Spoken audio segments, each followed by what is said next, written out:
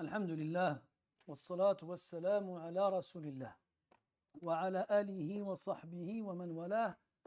أما بعد، أيها الإخوة الكرام، نلتقي وإياكم في هذه الليلة المباركة التي هي إن شاء الله 30 من شهر رجب لعام 46 و400 وألف للهجرة، الموافقة 29 من شهر يناير لعام 25 و2000. كعادتنا في ليالي الخميس نفتح كتاب الإمام أبي عبد الله محمد بن إسماعيل البخاري رحمه الله تعالى، الذي أفرد الأدب فيه بالذكر فسماه بالأدب المفرد. وكنا قد توقفنا في لقائنا الأخير عند قراءتنا للحديث 97 بعد 600 من الباب 91 بعد 200. وهذا الباب عنون عليه المصنف رحمه الله بدعوات النبي صلى الله عليه وسلم، ويحتوي على كمية لا بأس بها من دعوات منسوبة إلى النبي صلى الله عليه وسلم. والليلة بإذن الله لقاؤنا مع الحديث قبل الأخير من هذا السفر الجليل، فنسأل الله تبارك وتعالى أن يوفقنا لكل خير، وأن ينفعنا بقراءتنا لهذا الكتاب، وأن يجعله حجة لنا لا علينا، وأن يجزي مصنفه عليه وعلى الإسلام والمسلمين خير الجزاء وأوفره. Mes très chers frères, nous nous retrouvons dans cette nuit qui est, Inch'Allah, la 30e du mois de Rajab de l'an 1446, c'est-à-dire le 29 janvier 2025. Comme chaque mercredi soir, notre rendez-vous est avec l'imam al-Bukhari, rahimahullah ta'ala, Abu Abdillah Muhammad ibn Ismail al-Bukhari, et cet ouvrage qu'il a dédié à la mention des bienséances. Et il a donc appelé Al-Adab al-Mufrad. Toujours dans le 291e chapitre de ce livre, nous arrivons ce soir ensemble, Inch'Allah, à l'avant-dernier hadith de ce chapitre, qui est le 698e chapitre, qui traite de différentes formules attribuées au prophète alayhi salatu wassalam, avec lesquelles il implorait Allah tabaraka wa ta'ala dans différentes circonstances. On va donc demander à Allah tabaraka wa ta'ala de nous accorder la réussite et de nous octroyer la pureté de l'intention et l'acceptation de nos actions, et de nous faire don de sa grâce et de sa miséricorde ici-bas et le jour de la résurrection. الحمد لله رب العالمين والصلاة والسلام على نبينا وعلى آله وصحبه أجمعين. اللهم اغفر لنا ولشيخنا ولوالدنا وللحاضرين ولجميع المسلمين. قال أبو عبد الله محمد بن إسماعيل البخاري رحمه الله: حدثنا الوليد بن صالح قال حدثنا عبيد الله بن عمرو عن زيد بن أبي أنيسة عن يونس بن خباب عن نافع بن جبير بن مطعم عن ابن عباس رضي الله عنهم أنه قال: كان النبي صلى الله عليه وسلم يدعو: اللهم إني أسألك العفو والعافية في الدنيا والآخرة، اللهم إني أسألك العافية في ديني وأهلي، واستر عوراتي وآمن روعاتي. هكذا عندك بألف الجمع أو بدونها؟ صيغة المفرد: واستر عوراتي. نعم، أحسن عليكم. واستر عورتي وآمن روعتي، واحفظني من بين يدي ومن خلفي وعن يميني وعن يساري ومن فوقي، وأعوذ بك أن أغتال من تحتي. بارك الله فيك. روى هذا الحديث المصنف رحمه الله عن رواته، وفيهم رجل يقال له يونس بن خباب، وهو ضعيف عند الأئمة، ولكن وجوده في الحديث لا يؤثر في صحته، لأن الأئمة رووه بطرق أخر مختلفة ترتقي إلى درجة الصحة، فحكمنا على هذا السند بالضعف لوجود ضعيف فيه لا يستلزم ضعف الحديث بمجموع طرقه. ويونس بن خباب يروي الحديث عن نافع بن جبير بن مطعم، ونافع بن جبير بن مطعم أبوه صحابي، وهو الذي روى عنه الإمام مسلم رحمه الله تعالى دخوله في الإسلام باستماعه إلى النبي صلى الله عليه وسلم وهو يتلو القرآن، ويتلو على وجه الخصوص سورة الطور عند قوله تبارك وتعالى أو من أولها إلى أن وصل إلى قوله تبارك وتعالى أم خلقوا من غير شيء أم هم الخالقون فقال جبير رضي الله عنه كاد قلبي أن يطير وذلك أول ما وقر الإيمان في قلبي. عن ابن عباس رضي الله عنهما وفي بعض نسخ الكتاب عن ابن عمر رضي الله عنهما ولعله الأثبت والأصوب. Dans cette chaîne de narration, l'imam al-Bukhari rahimahullah ta'ala nous rapporte le hadith d'après Al-Walid ibn Salih, d'après Ubaydullah ibn Amr, d'après Zayd ibn Abi Unaysa, d'après Yunus ibn Khabbab. Et Yunus ibn Khabbab a été jugé comme faible chez les savants du hadith. Ce qui fait que cette chaîne de narration n'est pas forte. Cependant, le contenu, lui, est acceptable et recevable de par le fait qu'il ait été rapporté par d'autres chaînes de narration en dehors de celles que l'auteur ici, rahimahullah ta'ala, a citées. Le hadith, il est rapporté par l'imam Ahmed, et par Abu Daoud, et par At-Tirmidhi, et par d'autres, Al-Bazzar et d'autres, rahmatullahi alayhim. Et ici, l'auteur, il nous dit que Yunus ibn Khabbab rapporte le hadith de Nafi' ibn Jubayr ibn Mut'im. Et Nafi' ibn Jubayr ibn Mut'im est le fils d'un compagnon, Jubayr ibn Mut'im. Et Jubayr ibn Mut'im avait un frère qui a participé à la bataille de Badr, mais avec le camp des associateurs. Et il s'est fait capturer par les musulmans. Alors Jubayr radiallahu anhu est allé à Médine dans le but de négocier la rançon afin de procéder à sa libération. Et quand il est arrivé à Médine, il a trouvé le prophète alayhi salatu wa sallam en train de faire la prière. Et il récitait surat At-Tur. Alors il a écouté attentivement jusqu'au moment où il arrive au verset où Allah Ta'ala dit Am khuliqu min ghayri shay'in am humul khaliqun. Ont-ils été créés à partir de rien ou bien sont-ils eux-mêmes les créateurs? Et là, Jubayr radiallahu anhu, il n'en peut plus. Il a dit mon cœur a failli s'envoler, a failli sortir de ma poitrine. Et c'est la première fois que la foi s'est installée dans mon cœur. Al-Muhim, Jubayr et son père, Al-Mut'im ibn Adi, était un notable de Quraysh. Et il a eu une position favorable à l'égard du prophète, alayhi salatu wassalam.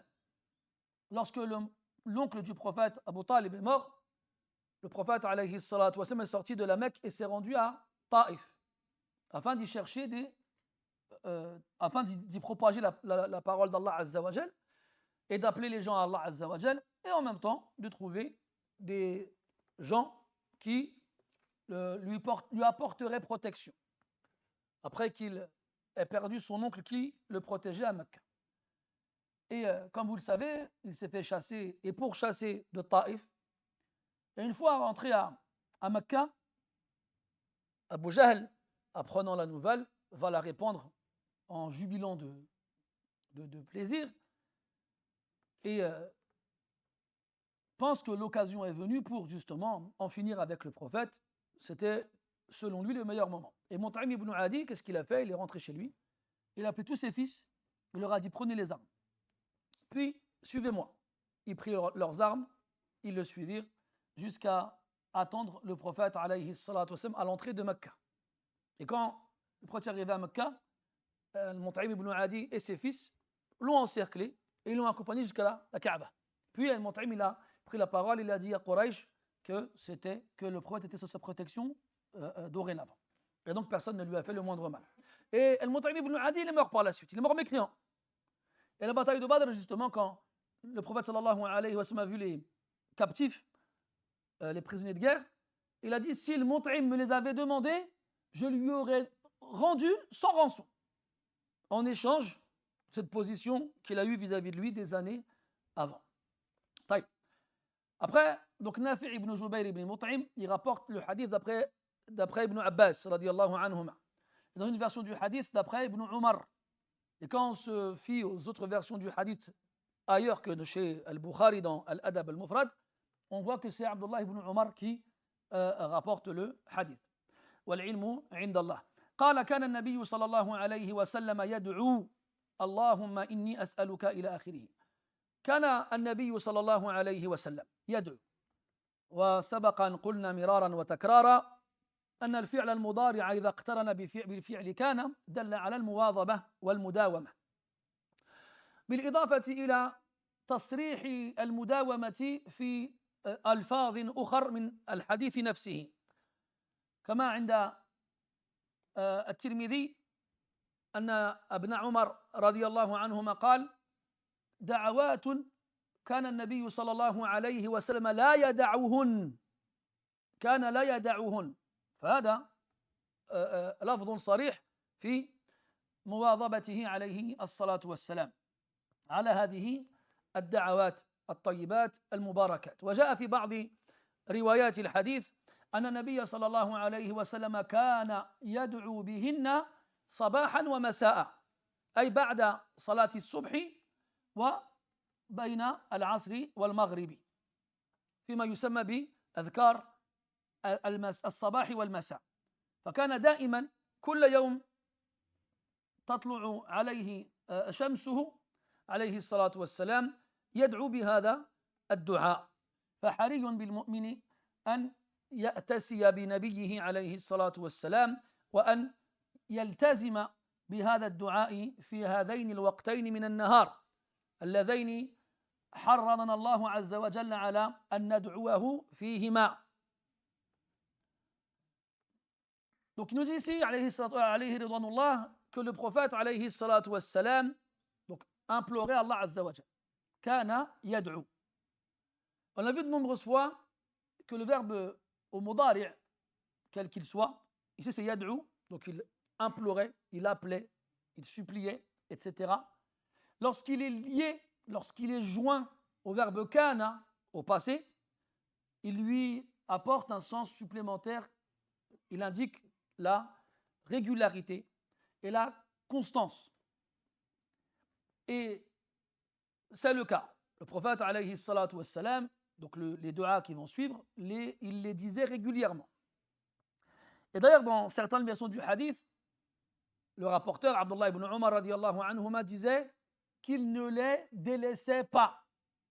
Donc là, il a dit clairement qu'il ne les délaissait pas, ce qui signifie qu'il les disait tout le temps. Et dans d'autres versions, encore une fois, on a le moment ou les moments dans lesquels il les disait. Car en plus de les répéter régulièrement et quotidiennement, tout le temps, il les répétait 2 fois. Donc il y a une double régularité ici, une double constance, jour après jour et 2 fois tous les jours. Et à quel moment dans la journée est-ce qu'il disait cela? N'importe quand ou à des moments spécifiques? À des moments spécifiques. Le matin et le soir. Et quand on dit le matin, c'est-à-dire après la prière du Fajr et avant le lever du soleil. Et le soir, c'est-à-dire après la prière de l'Asr et avant le coucher du soleil. Et dans le Coran, ces 2 moments-là reviennent très souvent. Très souvent, ces moments-là, bil ghuduwi wal asal, bukratan wa asila, et de plusieurs formes différentes en arabe qui indiquent toutes ces moments de la journée qui sont le début et la fin. Qui sont le début et la fin. ماذا كان يقول عليه الصلاة والسلام في هذه الدعوات? Qu'est-ce qu'il disait? Donc, quand toi tu sais que le prophète sallallahu alayhi wa sallam il insistait pour répéter ces formules régulièrement, jour après jour et 2 fois par jour à des moments spécifiques, alors il est digne, il incombe à chaque musulman de prendre le prophète alayhi salatu wassalam comme modèle et comme exemple et d'en faire de même. يقول اللهم إني أسألك العفو والعافية في الدنيا والآخرة. اللهم أي يا الله. إني أسألك أطلب منك العفو. والعفو بمعنى المحو. بمعنى المحو. عفا يعفو بمعنى محا يمحو. وفي قول حسان بن ثابت رضي الله عنه في قصيدته التي رثى بها النبي صلى الله عليه وسلم بعد موته: بطيبة رسم للرسول ومعهد منير وقد تعفو الرسوم وتهمد.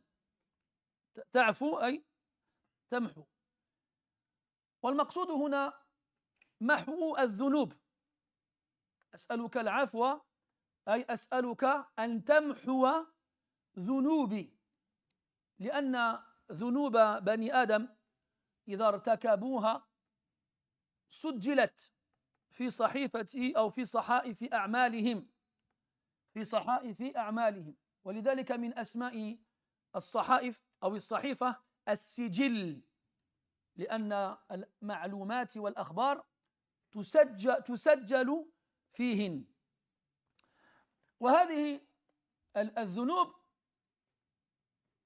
الملك الموكل بكتابتها يمهل صاحب هذه الذنوب، أي لا يتسرع ولا يستعجل في كتابتها، بل يمهله وقتا ما، قيل 3 ساعات، قيل أكثر من ذلك، قيل أقل من ذلك. على كل حال يمهله قليلا حتى يستغفر ويتوب، فإن استغفر وتاب لم يكتبها أصلا، وإن لم يستغفر وإن لم يتب كتبها.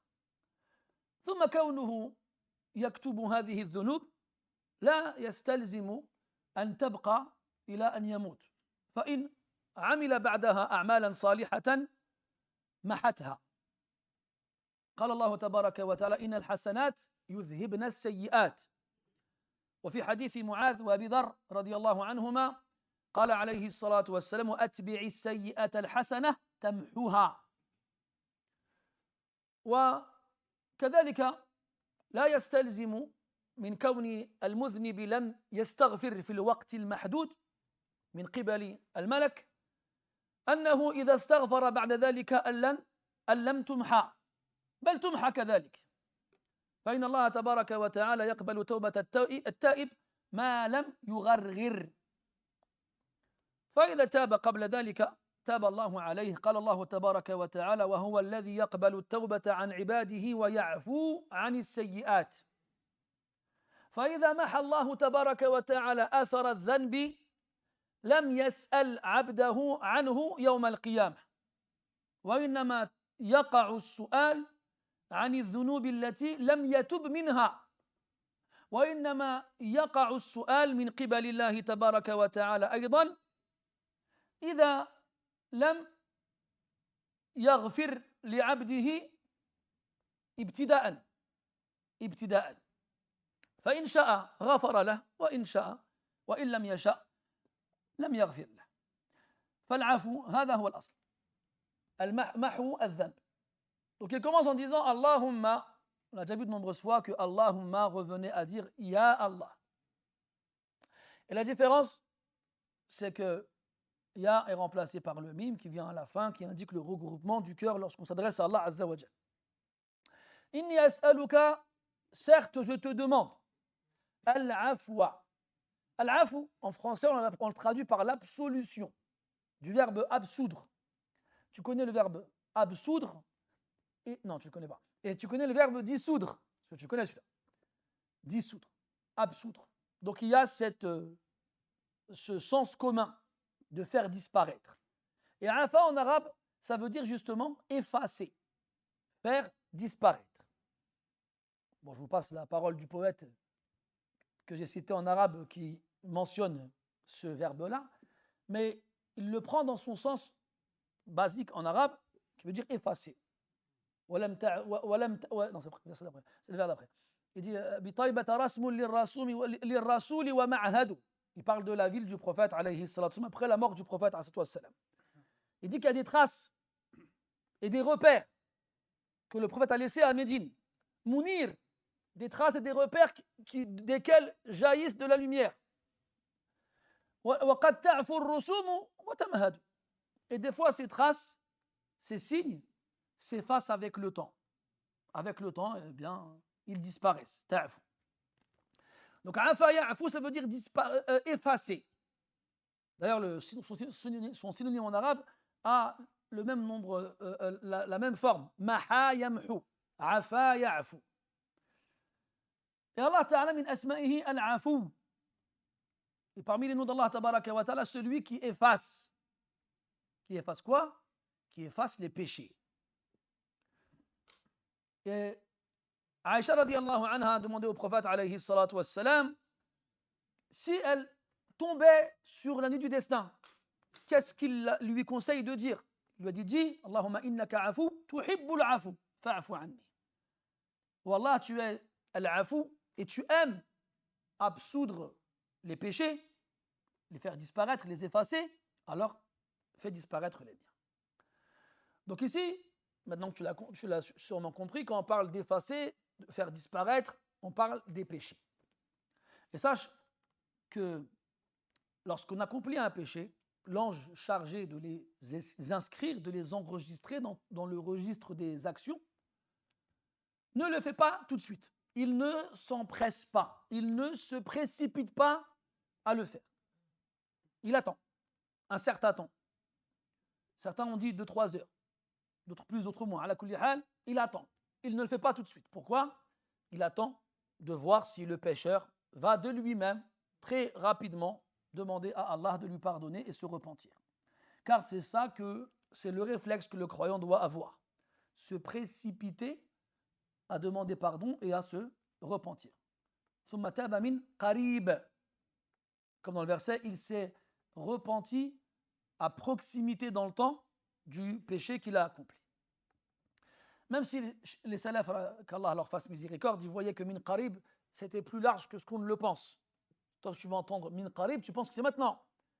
Alors qu'eux disaient que c'est tant que tu n'agonises pas, tant que tu ne prononces pas ton dernier râle en excluant ton âme, au moment de ta mort, c'est ça min qarib.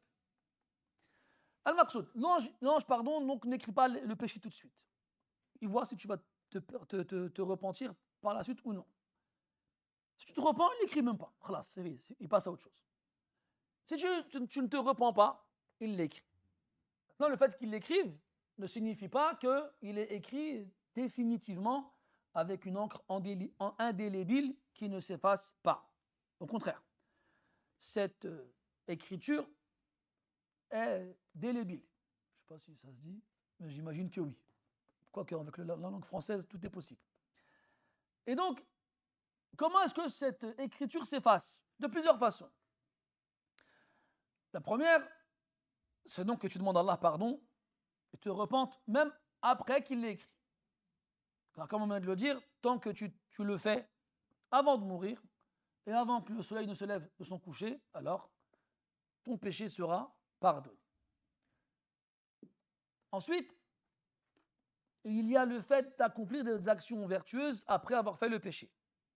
Si le péché accompli en question n'est pas un grand péché, mais un petit, alors faire des bonnes actions par la suite l'effacera. Comme dans le Coran, Allah Ta'ala dit Innal hasanati yudhibna as-sayyi'at.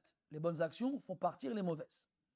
Et dans le hadith, le prophète dit sallallahu alayhi wa sallam, et fait suivre les mauvaises actions par des bonnes, elles les effaceront. Et dans le cas où ce serait un péché duquel on ne s'est pas repenti, et un péché qui n'a pas été effacé par des bonnes actions, et qu'on meurt avec, eh bien, en arrivant devant Allah Azza wa Jal, si ce péché est inférieur au shirk, alors ça reviendra à sa décision. S'il le veut, il le pardonne, et s'il le refuse, il ne le pardonnera pas. Et on sait qu'on sera tous interrogés pour nos actions dans le jour de la résurrection. Allah dit dans le Coran فَوَرَبِّكَ لَنَسْأَلَنَّهُمْ أَجْمَعِينَ عَمَّا كَانُوا يَعْمَلُونَ. Allah tabaraka wa ta'ala, il jure par lui-même qu'il va tous les interroger sur ce qu'ils faisaient. Maintenant, est-ce qu'Allah va nous interroger sur des actions qui ont été effacées? La réponse est non. Quand on parle d'effacer, c'est une disparition totale et l'absence de traces indiquant sa présence précédente. Toi, tu demandes à Allah Ta'ala en premier qu'il t'efface tes péchés. وقدم النبي صلى الله عليه وسلم طلبه العفو قبل غير ذلك لأن الذنب أعظم عائق يحول بينك وبين الاستجابة وهذا من آداب الأنبياء في دعواتهم كما حكى الله تبارك وتعالى عن سليمان عليه السلام لما قال رب اغفر لي وهب لي ملكا لا ينبغي لأحد من بعدي فقدم الاستغفار على الطلب حتى لا يكون ذنبه يحول بينه وبين الاستجابة. Et ici, on a une leçon à retirer importante, c'est de commencer toujours quand tu veux demander quelque chose à Allah Azza wa Jal par la demande de pardon. D'abord, demande-lui d'effacer tes péchés avant de lui demander quoi que ce soit d'autre. Parce que le péché est le principal obstacle qui s'interpose entre toi et la réponse à ta demande. Combien de fois on a demandé à Allah des choses et des choses, on n'a pas vu de résultat parce qu'on a des péchés sur les épaules qui pèsent lourd et desquels on ne s'est toujours pas repenti. Et cette façon de faire est la façon de faire des prophètes. C'est le prophète sallallahu alayhi wa sallam qui l'accomplit. Et avant lui, bien sûr, ses frères parmi les prophètes, comme Allah le cite dans le Coran, d'après Sulayman alayhi salam, le fils de Daoud alayhi salam, lorsqu'il demande à Allah de lui offrir un royaume que jamais plus personne après lui n'aura d'équivalent, avant de lui demander ça, il dit Rabbi ghfirli. Ô Seigneur, pardonne-moi. Rabbi ghfirli wa habli mulkan la yanbaghi li ahadin min ba'di. Donc, toujours commencer par demander pardon avant de demander quoi que ce soit d'autre. قال اللهم إني أسألك العفو والعافية. العافية الوقاية والحفظ من الآفات والشدائد والبلايا والرزايا والكوارث وما شبه ذلك. كل شيء يصيبك في بدنك ودينك ومالك وأهلك وكل شيء يدور حولك تسأل الله تعالى أن يعافيك منه. وكأن انضمام هاتين الكلمتين يجمع بين جميع أنواع الآفات، لأن الإنسان إذا ارتكب ذنبا لا يأمن من أن يصاب من قبل هذا الذنب الذي ارتكبه. يقول الله تبارك وتعالى في مواطن كثيرة من كتابه العزيز وما أصابكم من مصيبة فبما كسبت أيديكم ويعفو عن كثير. فإذا أصيب المرء في نفسه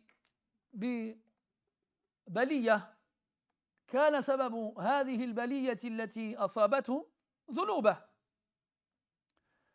فلما سأل الله تعالى أن يعفو عنه ثم طلب العافية دل على أن العفو يعافيه الله تبارك وتعالى به من الآفات الدينية والأخروية، والعافية يعافيه الله تبارك وتعالى بها من الآفات الدنيوية.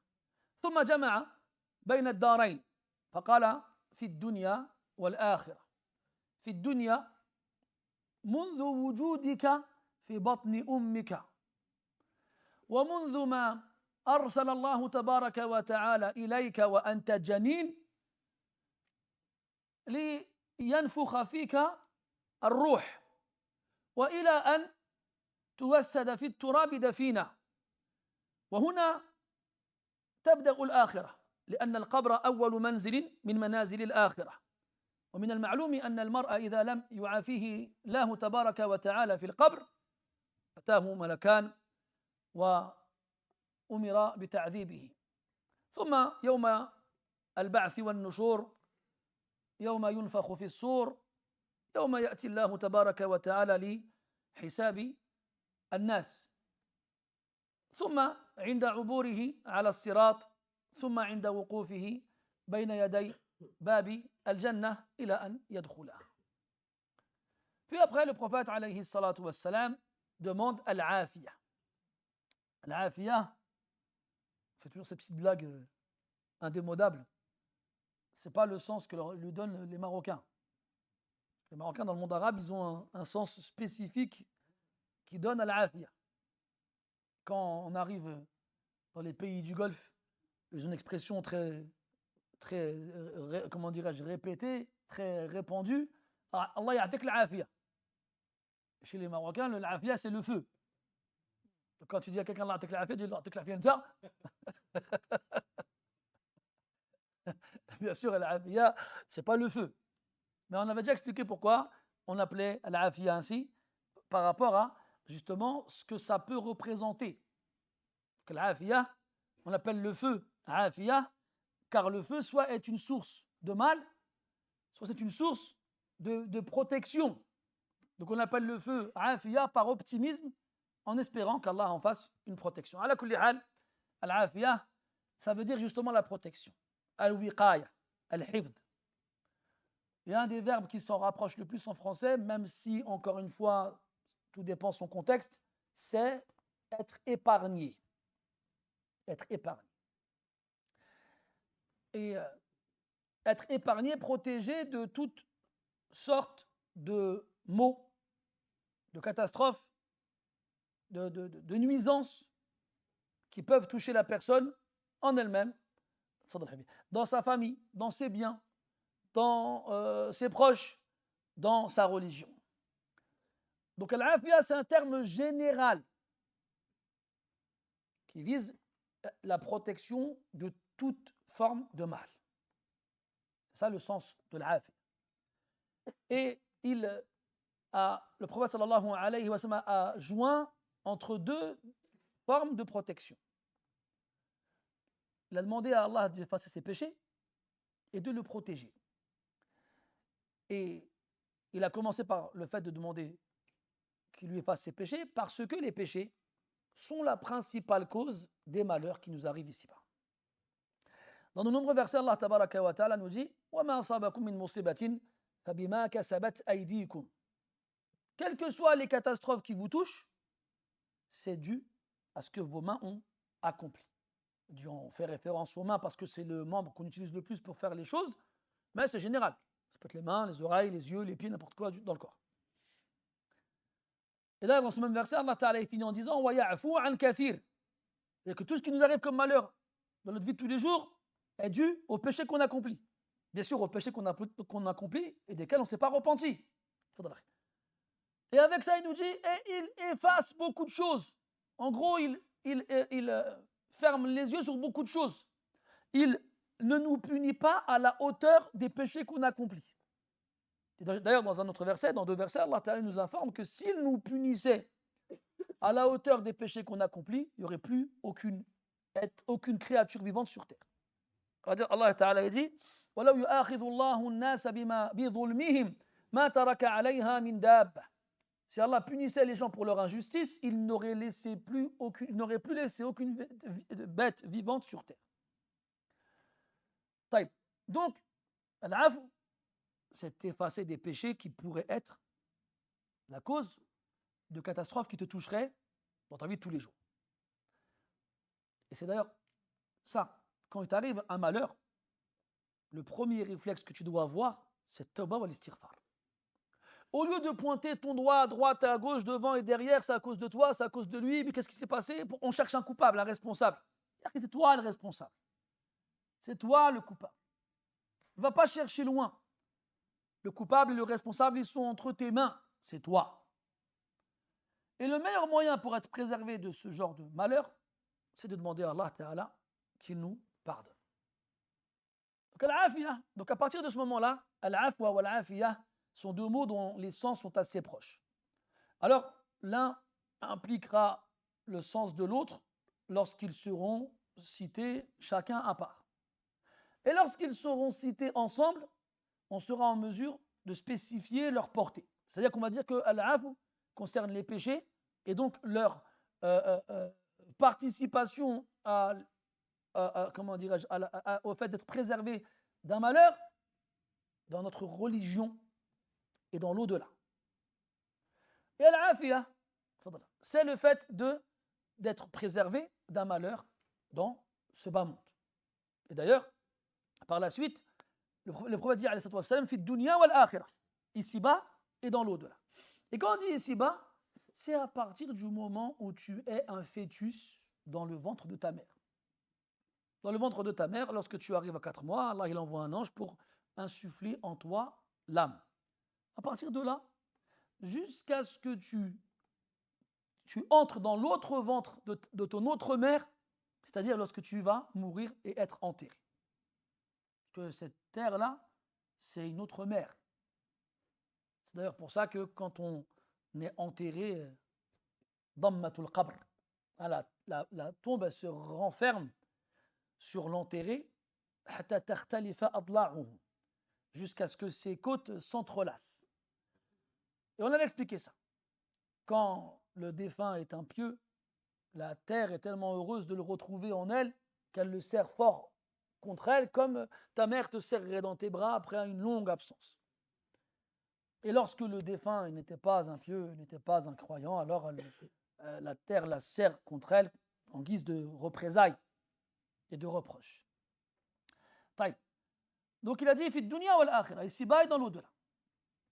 Et quand on dit l'au-delà, c'est à partir du moment où tu te retrouves seul dans ta tombe. Ça y est, khlas. Quand tu meurs, c'est déjà l'au-delà pour toi. Le prophète il a dit, sallallahu alayhi wa sallam, dans un hadith, que la tombe est la première étape de l'au-delà. C'est la première. Et à partir de là, jusqu'à ce que tu sois ressuscité, et jusqu'à ce que tu sois jugé, et jusqu'à ce que tu traverses le pont érigé au-dessus de l'enfer, et jusqu'à ce que tu arrives devant les portes du paradis, alors qu'elles sont encore fermées. Tant que tu n'es pas rentré, tu n'es pas encore préservé à 100%. C'était Omar radiallahu anhu, il disait, si j'avais un pied dans le paradis et un pied à l'extérieur, je ne me sentirais pas à l'abri de la ruse d'Allah Azza wa Jal. La amanu makrah. Je ne me dirais pas, ça y est, c'est bon. Non, tant que je n'ai pas les deux pieds dedans. Il disait, si un ange criait le jour de la résurrection, vous allez tous rentrer au paradis, sauf un, il ira en enfer, mais je n'aurais pas que ce soit moi. C'est Omar ibn radiallahu anhu. Il dit, si un ange criait le jour de la résurrection, en s'adressant à tout le monde, vous allez tous rentrer en enfer, sauf un, il va rentrer au paradis, j'espérais que ce soit moi. Ala kulli hal, fi dunya wal akhirah. Ici-bas et dans l'au-delà. Donc, on répète, al-afu, c'est effacer les péchés, parce que si tu as des péchés dont tu t'es pas repenti, ils vont être la cause des catastrophes qui vont t'arriver tout au long de ta vie.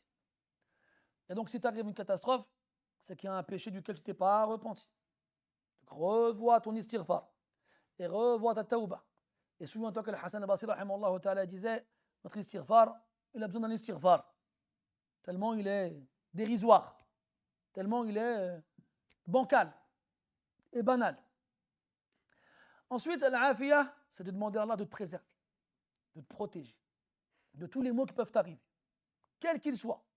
Du plus banal, comme se faire piquer par une épine, à la plus importante, comme être touché par une maladie incurable. Je parle dans tout ce qui est physique. Après aussi, on a la pauvreté, l'insécurité, etc., etc.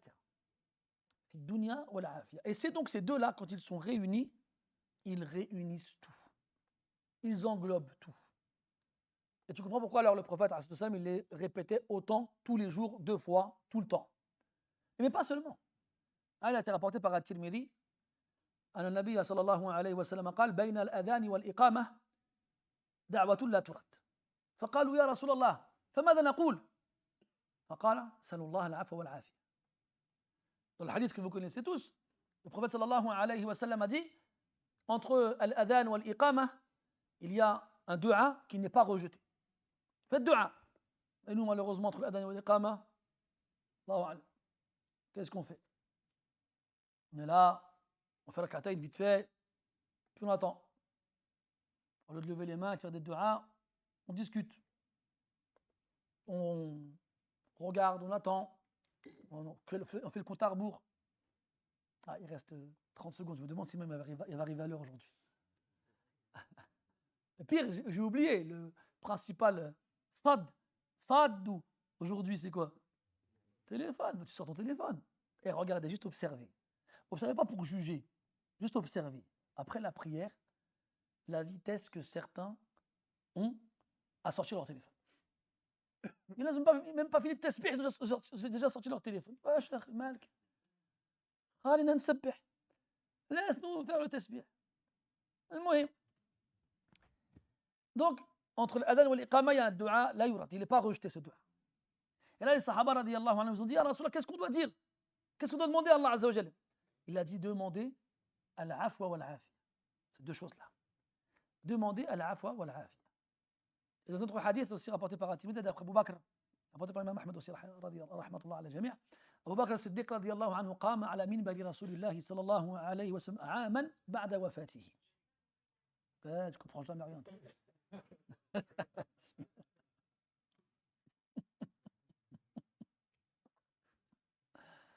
Pour changer. Abu Bakr radiyallahu anhu s'est tenu debout sur le minbar du prophète alayhi sallam dans sa mosquée le vendredi, un an après sa mort.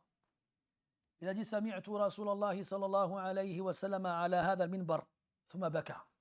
J'ai entendu le prophète dire sur ce minbar, après il a pleuré. Après, il a dit Aam awwal, l'année dernière. Puis il a pleuré, thumma baka, marra ukhra, il a pleuré encore. Il a dit Salullah al-afwa wal-afia. Il a dit sur ce minbar un an, il y a un an, donc avant de mourir, demandez à Allah al-afwa wal-afia. فإن أحدا لم يعطى بعد اليقين خيرا من العفو والعافية أو كما قال عليه الصلاة والسلام.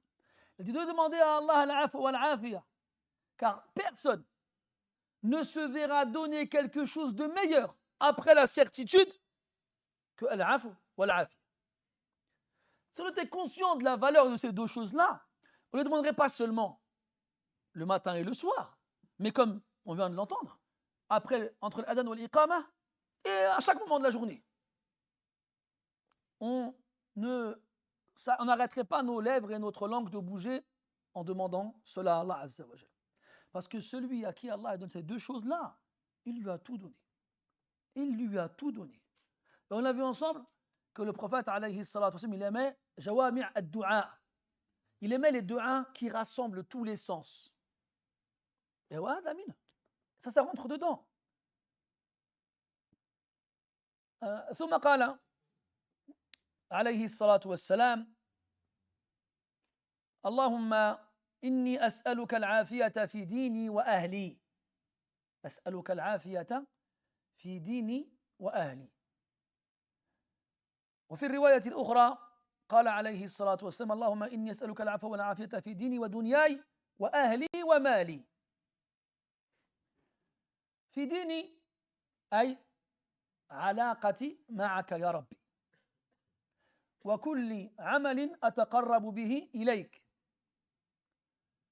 عافني في أعمالي وعباداتي من الجهل الذي قد تفضل أخي الذي بسببه قد ينتقض العمل أو قد ينتقص.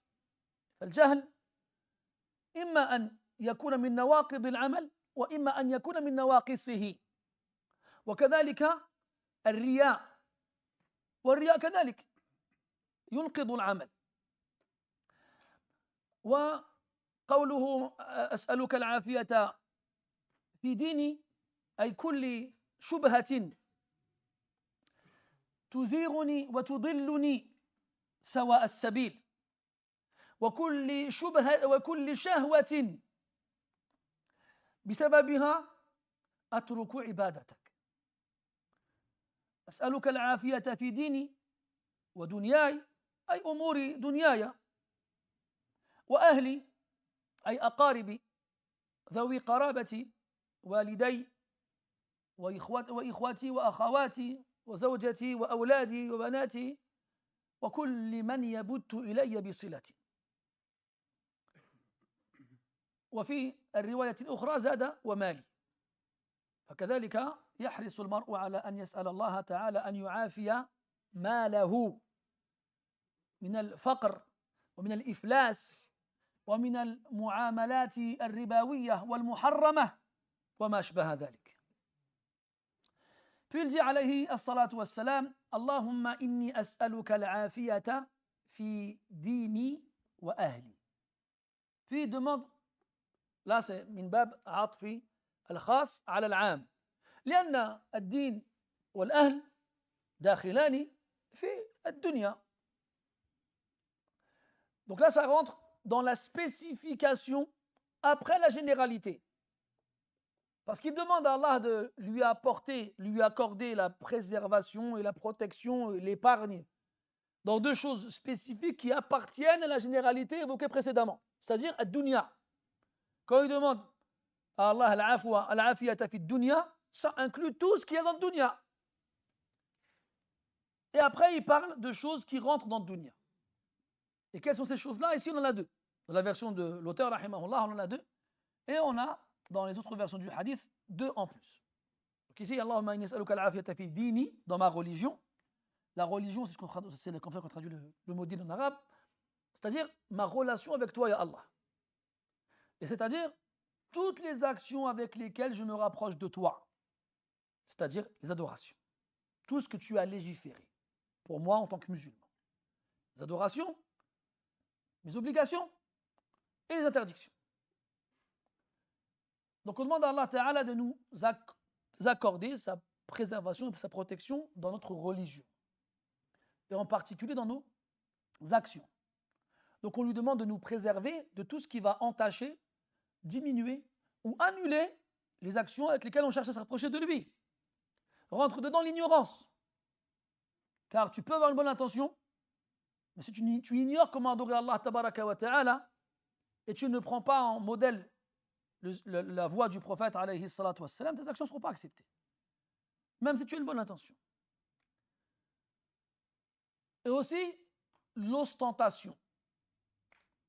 L'ostentation qui est de l'association mineure rend l'action inacceptable et rejetée. Puis, on a les shubuhat et les shahawat. Les shubuhat, les ambiguïtés.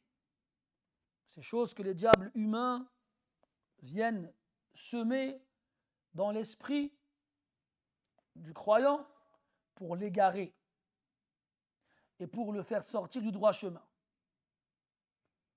Bien pervertir sa croyance. Et les shahawat, c'est les désirs, les plaisirs mondains. Plus on s'engouffre dans les shahawat, plus ça aura un impact sur nos adorations. Allah dit dans le Coran, فَخَلَفَ مِنْ بَعْدِهِمْ خَلْفٌ أَضَاعُوا الصَّلَاةَ وَاتَّبَعُوا الشَّهَوَاتِ فَسَوْفَ يَلْقَوْنَ غَيًّا. Donc il parle des prophètes et de leur descendance pieuse. Puis il dit qu'une génération est venue après eux, أَضَاعُوا الصَّلَاةَ, ils ont gâché la prière. Ibn Kathir, rahimahullah, dans le tafsir de ce verset, dit أَضَاعُوا الصَّلَاةَ أي لم يتركوها بالكلية وإنما أخروها عن وقتها بغير عذر شرعي.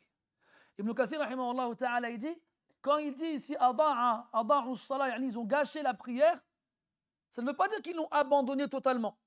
Ça veut dire qu'ils l'ont retardée de leurs heures respectives jusqu'à sortir de leurs heures respectives sans excuse valable. أضاعوا الصلاة واتبعوا الشهوات. Regarde qu'Allah tabaraka wa ta'ala, il a lié quoi au fait de gâcher la prière, le fait de suivre ash-shahawat. Donc celui, quand tu vois quelqu'un قال هكذا قالوا قس يعني mesure, c'est-à-dire إذا رأيت إنسانا قد أضاع صلاته فاحكم عليه بأنه متبع لشهواته. Et quand tu vois quelqu'un qui néglige sa prière, tu peux affirmer qu'il suit ses désirs et qu'il s'est engouffré dans ses plaisirs. Et n'oublions pas, mes frères, que l'enfer est encerclé par les shahawat. Huffat an-nar bish-shahawat. Idhan, ces shahawat-là, elles ont un impact sur nos adorations. Et quand on est dedans, dans les shahawat, et que c'est l'heure de l'adoration en question, la ladha, le plaisir ressenti dans la shahwa, dans ce plaisir. Il y avait une fois un frère, il m'avait donné une traduction du mot shahwa en français. Je ne sais pas si c'est un frère d'entre vous. C'était un mot. C'était pas toi, Mohamed, non? Non? Comment? Non, mais non, c'était un mot, mashallah. Bon, c'est pas grave. C'était Marwan qui me l'avait donné. le mot. Ça me reviendra après-demain, 14h, quand je prendrai quand je boirai un café. على كل حال نعم الشهوات donc ça a un impact sur tes adorations. Quand tu es en train de faire quelque chose que tu aimes, quelque chose, quand tu l'accomplis, tu ressens un plaisir. Des fois, c'est manger. Des fois, c'est passer du temps avec des amis que tu aimes, des gens que tu aimes. Des fois, c'est regarder un film. Des fois, c'est faire du sport. Des fois, c'est faire autre chose. T'as pas trouvé, non? Et quoi qu'il en soit, tu dis, ah, c'est l'heure de la prière. Quand tu dis, oh, c'est dur. Tu dis, attends. Quand tu es dans la partie de Fortnite ou de LOL, dans les deux sens du terme. Bref, dans n'importe quel jeu auquel tu joues, on a tous en plus, t'as vu, tout le temps à la mosquée, quand c'est l'heure de la prière, on entend un téléphone. Tu l'as retrouvé? La concupidance, non? Concupiscence. Personne n'aurait sorti celui-là. Avec le mot français qui s'accorde le mieux à shahwa, c'est concupiscence. Après, je vois, je le sortirai, hein, soyez aux aguets. Donc je disais, tu es en train de jouer à ta partie, tu joues à la console, et on a tous, hein, beaucoup d'entre nous, on a nos téléphones, des notifications, c'est l'heure de la prière. On a même des téléphones qui font l'adhan maintenant. Et qu'est-ce que tu fais, toi? Tu dis, vas-y. Après, ah, je sens à travers ce rire comme un aveu. Et donc, tu es là en train de jouer, après, tu regardes, tu te perds dans la partie, et tu perds aussi la partie, donc tu recommences. Et le temps il passe, après la fin tu dis, ah, il reste 5 minutes. Et donc là tu te lèves, tu fais un wudu light et une prière flash. Tu dis, c'est bon, j'ai fait la prière avant la fin de la prière. C'est quoi cette prière? Qu'est-ce qui a fait que tu as retardé la prière? Une shahwa, une shahwa. Ça, c'est pour celui qui l'a faite à la fin de l'heure. Que dire de celui qui l'a faite après la sortie de l'heure? Shahawat, mes frères. Quand tu demandes à Allah al-afiya fi din, ça rentre dedans, ça. Si tu demandes à Allah qu'il éloigne, qu'il te protège et te préserve de tous ces obstacles, de toutes ces choses qui s'interposent entre toi et l'adoration d'Allah tabaraka wa ta'ala. Et aussi rentre dedans aussi principalement tout ce qui va l'attaquer. Parce que ta religion doit être ce qui a le plus de valeur à tes yeux. Comme toi, tu accordes de l'importance et de la valeur à tes objets, à tes biens matériels. Ta voiture, tu la fermes à clé. Ta maison, tu la fermes à clé. Et chez toi, les objets de valeur, tu ne les mets pas n'importe où. Même chez toi, tu les caches. Quand tu pars en vacances, pareil, tu fermes les volets, tu prends les choses de valeur, tu les ramènes chez ta mère ou chez quelqu'un que tu connais dans ta famille ou autre. On ne sait jamais. Tu as vu? Et puis même toi, tu protèges ton corps. Là, il fait froid, il pleut. Bon, on voit des gens, moi ça me choque, des fois je suis arrêté au feu rouge, je vois un mec, il est en short, en claquette. Il fait -3. Qu'est-ce qui lui arrive à celui-là? Mais les gens normaux, quand il fait froid, ils se couvrent. Ils se couvrent, ils mettent des écharpes, ils mettent des bonnets, ils mettent des gros manteaux. Ils font attention, parce que leur santé, elle a de la valeur. Ils ne veulent pas tomber malades. Ils ne veulent pas se réveiller le lendemain matin avec le nez qui coule et les yeux rouges et la gorge en feu. Ils ne veulent pas. Alors ils font les causes. Et ta religion, c'est ce qui a le plus de valeur à tes yeux. C'est ce qui est censé avoir le plus de valeur à tes yeux en tant que musulman. Et malheureusement, c'est ce à quoi tu presque accordes le moins d'importance. Comment tu la protèges, ta religion? Là, tu protèges ta religion en l'étudiant auprès des personnes de confiance. Je ne la prends pas auprès de n'importe qui, sur YouTube, ou Instagram ou ailleurs. Ou bien tu ne la prends pas tout seul. Quand même tu achèterais des livres et tu les lirais tout seul. Là, mes frères, ça ne marche pas comme ça. Celui qui veut préserver sa religion, ben déjà, il va à la mosquée, il a une bonne fréquentation, des gens pieux, et il apprend, il s'instruit dans sa religion. Il n'adore pas avec ignorance. Donc, est-ce que tu fais ces choses-là ou tu ne le fais pas? Tu sais, on a cette manie, beaucoup les Maghrébins, quand on se voit dans la rue, salam alaikum, alaikum salam, ça va, tu vas bien, ça va, alhamdoulilah. Après, il dit, tant qu'il y a la santé, ça va. Tant qu'il y a la santé, ça va. Cette phrase-là, il faut la changer, mes frères. Tant qu'il y a le din, ça va. Parce que même si je n'ai pas la santé, j'ai le din, ça va. Si par contre j'ai la santé, je n'ai pas le din, ça ne va pas. Ça ne va pas. Donc il dit Al-afiyata fi dini wa ahli. Ahli, c'est ma famille. L'ahl, ça a un sens général et un sens spécifique. Le sens général, c'est ta famille. Toute personne qui a un lien avec toi. Tes parents, tes frères et sœurs, ton épouse et tes enfants. Tes parents, tes grands-parents, donc en montant dans les degrés supérieurs, et enfants et petits-enfants en descendant dans les degrés inférieurs. Et si tu veux une définition plus précise, toute personne qui peut hériter de toi. Et de qui tu peux hériter. C'est ça les proches. Après, ça peut être large. Hein. Parce que chez les fuqaha, les héritiers, ça dépend de l'école, il peut y en avoir beaucoup. Dans tous les cas, c'est eux qui sont visés dans le sens global du mot ahl. Puis, le sens spécifique, c'est la famille. C'est la femme, l'épouse. C'est l'épouse. C'est comme si ton épouse représentait toute ta famille. Pourquoi? Parce que toi, quand tu vas te marier, normalement, ton intention, c'est de fonder une famille. C'est d'avoir des enfants. Et sans épouse, ben, tu ne peux pas. Alors, on a appelé la femme famille, car c'est par son biais qu'on a une famille.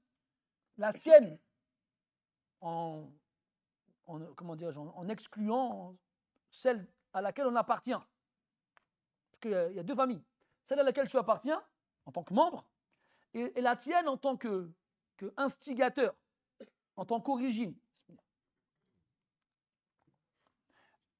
Et donc, tu comprends pourquoi le prophète, alayhi salatu wassalam, il a beaucoup insisté sur le fait de choisir la femme pieuse quand tu veux te marier. Fadfar bi dhati din.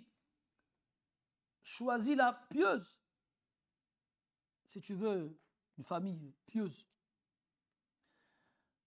Il a dit fi dini wa ahli. Et dans l'autre version du hadith, il a rajouté deux choses. Fi dini wa dunyai. Dans ma religion et dans ma vie mondaine. Tout ce que je fais dans ma vie de tous les jours. Wa ahli, ma famille, wa mali, mes biens, ce que je possède. Et dans un hadith, le prophète sallallahu alayhi wa sallam, il dit, c'est quoi ce que tu possèdes? Yaqulu ibn Adama mali mali. Le fils d'Adam, il dit, mes biens, mes biens. C'est son shughul ash-shaghil, c'est sa préoccupation principale. Wa hal laka ya ibn Adama min malika? Et qu'est-ce que tu possèdes de tes biens, si ce n'est trois choses?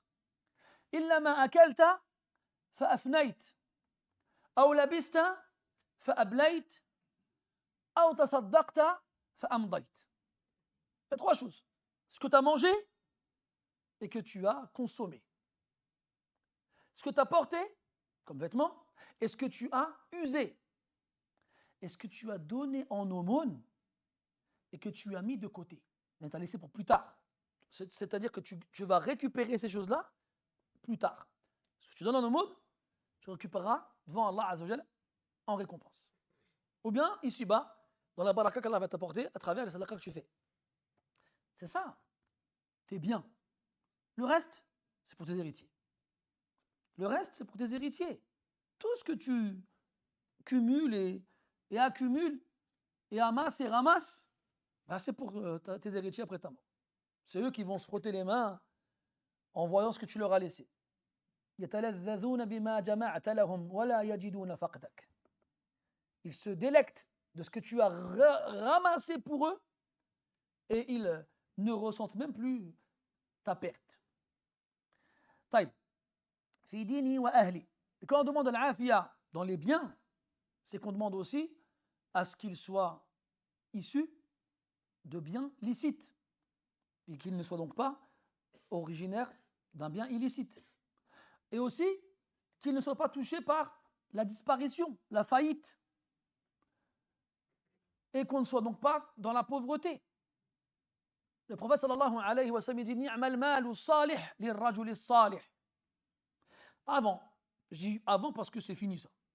Il y a une époque où on a tellement insisté sur le zuhd, le fait de délaisser dunya, que les gens ils l'ont pris au premier degré. Et ils délaissaient dunya. Alors ils avaient juste un vêtement, ils mangeaient très peu, ils vivaient dans les montagnes et ils possédaient rien. Et alors pendant une certaine période, les wa'ad et les khutaba et les ulama, les exhortateurs, bon le mot n'existe pas, tu as compris, et les prédicateurs et les savants insistaient beaucoup dans leurs prêches sur le sens correct de zuhd et de ne pas tomber dans un extrême. De ne pas tomber dans un extrême, et comme quoi le musulman a le droit d'être propriétaire, il a le droit de profiter de la vie, il a akhiri. Mais aujourd'hui, où sont les zuhad? Où sont-ils? Mais dans tous les cas, quand je dis zuhad, je te parle de ceux à qui il faudrait dire calme-toi, tu es tombé dans un extrême. Et nous, on est tombé dans l'autre extrême. À force de lire aux gens le début du verset, la fin du verset, quand j'étais petit, j'entendais ce verset tout le temps, dans toutes les bouches. Je ne savais même pas que c'était un verset du Coran. N'oublie pas ta part de ce bas monde. Je ne savais même pas que c'était un verset du Coran. Je ne savais pas. J'étais petit. Pour te dire, je l'ai reconnu à force de l'entendre. J'ai fini par l'apprendre inconsciemment. Puis un jour, j'ai le Coran. Il est là. C'était donc d'ici qu'il venait. Mais tu vois, subhanallah, c'est tout ce qu'ils ont retenu malheureusement. Il y a un cheikh qui disait beaucoup, aujourd'hui, on a plus besoin d'entendre le début du verset que la fin. À une époque, oui, on a besoin de répéter ce passage du verset aux gens. Parce que les gens, ils donnaient tout ce qu'ils possédaient et ils ne regardaient rien pour eux et ils ne cherchaient pas à avoir plus et ils se contentaient d'une vie modeste et simple. Et moi, tant que j'ai ce qu'il me faut, ça suffit. Mais souvent, ce que le prophète il a dit ça, c'est Sa'd ibn Abi Waqqas avant de mourir. Il lui a dit La an tada'a warathataka aghniya khayrun min an tada'ahum yatakaffafuna an-nas 'alatan yatakaffafuna an-nas. Il a dit il vaut mieux que tu laisses tes héritiers à l'abri du besoin que de les laisser dépendants à mendier devant les gens. Que toi, tu es là, tu dis, moi, je m'en fiche, c'est pas grave si je mange du pain sec. Mais après, tu te maries. Parce que tu as des besoins humains à satisfaire. Alors, tu te maries. Et ta femme, Mouskina, tu l'embarques dans ta galère. Et puis, quand tu meurs, eh ben, tu embarques tout le monde dans ta galère. Parce que toi, t'es mort. Ta dunya, elle est finie. Mais tes enfants sont toujours là. Et quand ils ont faim le soir avant de dormir, comment leur mère a fait pour s'occuper d'eux? Et donc à une époque, oui, on devait répéter aux gens Allah t'a donné de dunya un petit peu comme tu as le droit de t'en satisfaire. Mais aujourd'hui, on a plus besoin qu'on nous dise le début du verset et recherche à travers ce qu'Allah t'a donné la demeure dernière. C'est ça qu'on doit mettre en premier devant nos yeux à une époque de consommateurs exacerbés. On est des surconsommateurs. On passe notre temps. Combien de fois à la maison on me dit j'ai fait les courses, j'ai laissé 90 €, il n'y avait rien dans le caddie, mais c'est pas possible. Après tout dépend le rien. Quel sens je te donne à ce mot rien? C'est comme quand il y a les soldes et qu'on nous dit pareil, j'ai plus rien à me mettre. Comment ça j'ai plus rien à me mettre? Tu ouvres l'armoire, ça tombe dessus. C'est quoi tout ça? Non mais ça me va plus. Ben non, pourquoi tu gardes? Subhanallah. Donc on conserve. C'est comme une fois, je suis tombé sur une vieille robe. Elle a 25 ans, là, cette robe aujourd'hui. Je dis, pourquoi tu la gardes? C'est un cadeau de mariage. Mais je t'ai jamais vu la porter. Ça ne se fait pas de donner des cadeaux. C'est fou quand même. Tu vois, c'est cette mentalité qu'on a, que beaucoup d'entre nous avons. Et comme nous, comme il disait Abdullah ibn Omar dans une circonstance spécifique, Ghalabatna an-nisa, hein, que les femmes elles ont gagné. C'est bon, vous avez gagné. On jette l'éponge. Et donc chez toi, ben, c'est le stock de Primark. Ala kulli hal, mes frères, je m'éloigne, mais qu'est-ce que ça veut dire rien dans nos bouches à nous? Pareil, hein, j'ai parlé de la garde-robe, j'ai parlé des courses quand tu vas faire les courses, mais dans ton garde-manger aussi. Ah, il n'y a plus rien à faire les courses. Après, tu arrives, machallah, il y a des haricots verts, il y a l'oubia khadra, il y a l'oubia béda, il y a l'adis, il y a tout ce que tu veux. Il y a des lentilles, il y a des carottes, il y a machallah. Tu sais quoi ça? Il dit, الولاد ما ياكلوش. ياكلوا ديهم. Ils ont qu'à manger leurs mains, ça. S'ils ne mangent pas, alors. Cette phrase aussi, je l'ai beaucoup entendue quand j'étais petit. Coulis de dik. Mange tes doigts. Ah ouais, subhanallah, quand on était petit, quand on entrait de l'école, et quand on était en primaire, il y avait Jérémy que la mère attendait à la grille à 4 heures avec un pain au chocolat. Nous, il n'y avait ni le walida, ni le pain au chocolat, mais rien. On rentrait comme ça avec le sac à dos. Et on rentre à la maison, maman, fille, joue. Ah ouais, le khoubz. Tu dis, j'ai faim. T'as dit, le pain. Ouais, mais le pain tout seul. Ah, zbda. Le beurre. Ah, c'était ça, hein, le max. Hein. C'était ça. Et maintenant, je vous ai pris un chaud. Et mange pas trop parce qu'après, il y aura le dîner. Ala kulli hal, wallahi. Tout ça pour dire que quand on dit rien dans nos bouches, il faut qu'on craigne Allah. Parce qu'il y a des gens, ils ont vraiment rien. Il y a des gens, ils ont vraiment rien. Il y a des gens, ils n'ont pas de vêtements de rechange. Il y a des gens, quand il va finir le morceau de pain qu'il a entre les mains, il n'aura plus rien après. Tu vois? Ça, il faut qu'on craigne Allah avec les mots qu'on dit. Et vous savez, Salaf yaqouloun al-bala' muwakkal bil mantiq. Que l'épreuve qui te touche dépend de la parole que tu prononces. Toi, à force de crier « Ah, j'ai rien, j'ai rien, j'ai rien », ben, tu vas voir. Tu vas te frapper par un vrai rien, tu auras que ça pour pleurer. Donc dis Alhamdulillah. Dis Alhamdulillah. Dis pas j'ai rien. Dis j'ai Alhamdulillah. Mais nous, malheureusement, on est des bourgeois, des esprits de bourgeois dans des corps de pauvres. Il fallait la faire celle-là. Hein. Donc, soyons conscients de ces choses-là. ثم قال عليه الصلاة والسلام واستر عوراتي بصيغة المفرد واستر عوراتي وفي الروايات الأخرى عوراتي بالجمع. العورة هو تفضل أخي كل ما يسوء المرء كشفه كل ما يسوء المرء كشفه عفوا وما يستقبح من ذكره تسمى بالسوءة ما يسوءه السوءة من السوء يسوءه كشفه.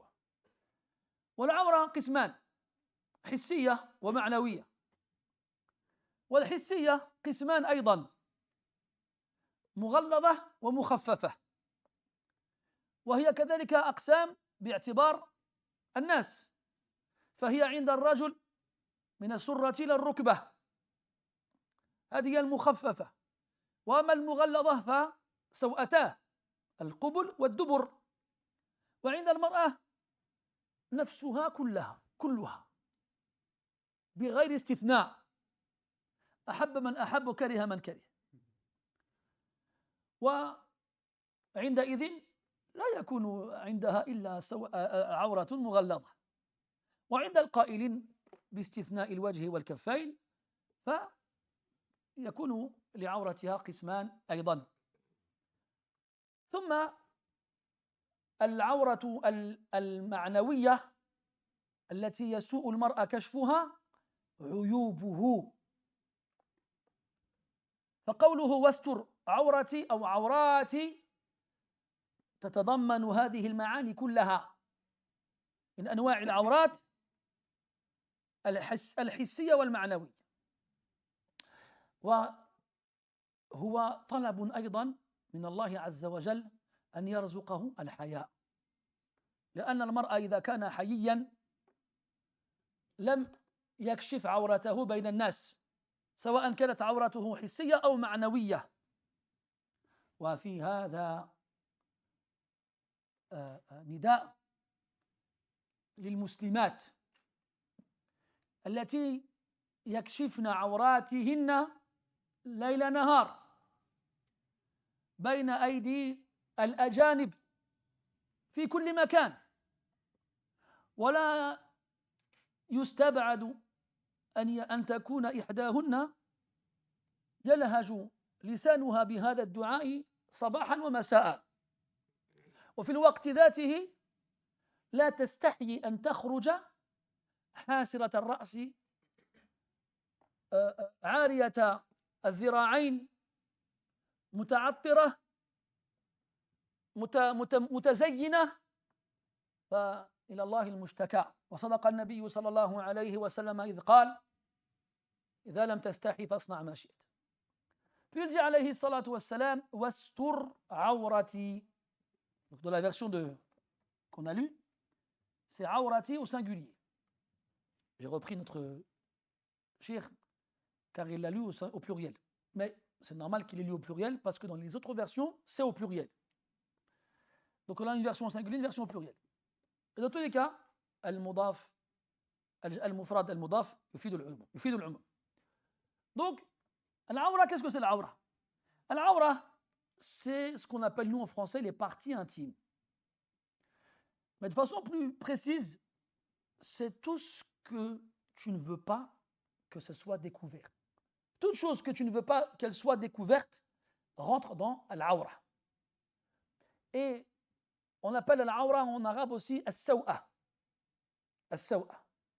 Et c'est le mot qui est utilisé dans le Coran. Quand Allah Ta'ala dit فَأَكَلَا مِنْهَا فَبَدَتْ لَهُمَا سَوْآتُهُمَا. Et as-saw'a, ça veut dire verbe du mot sous.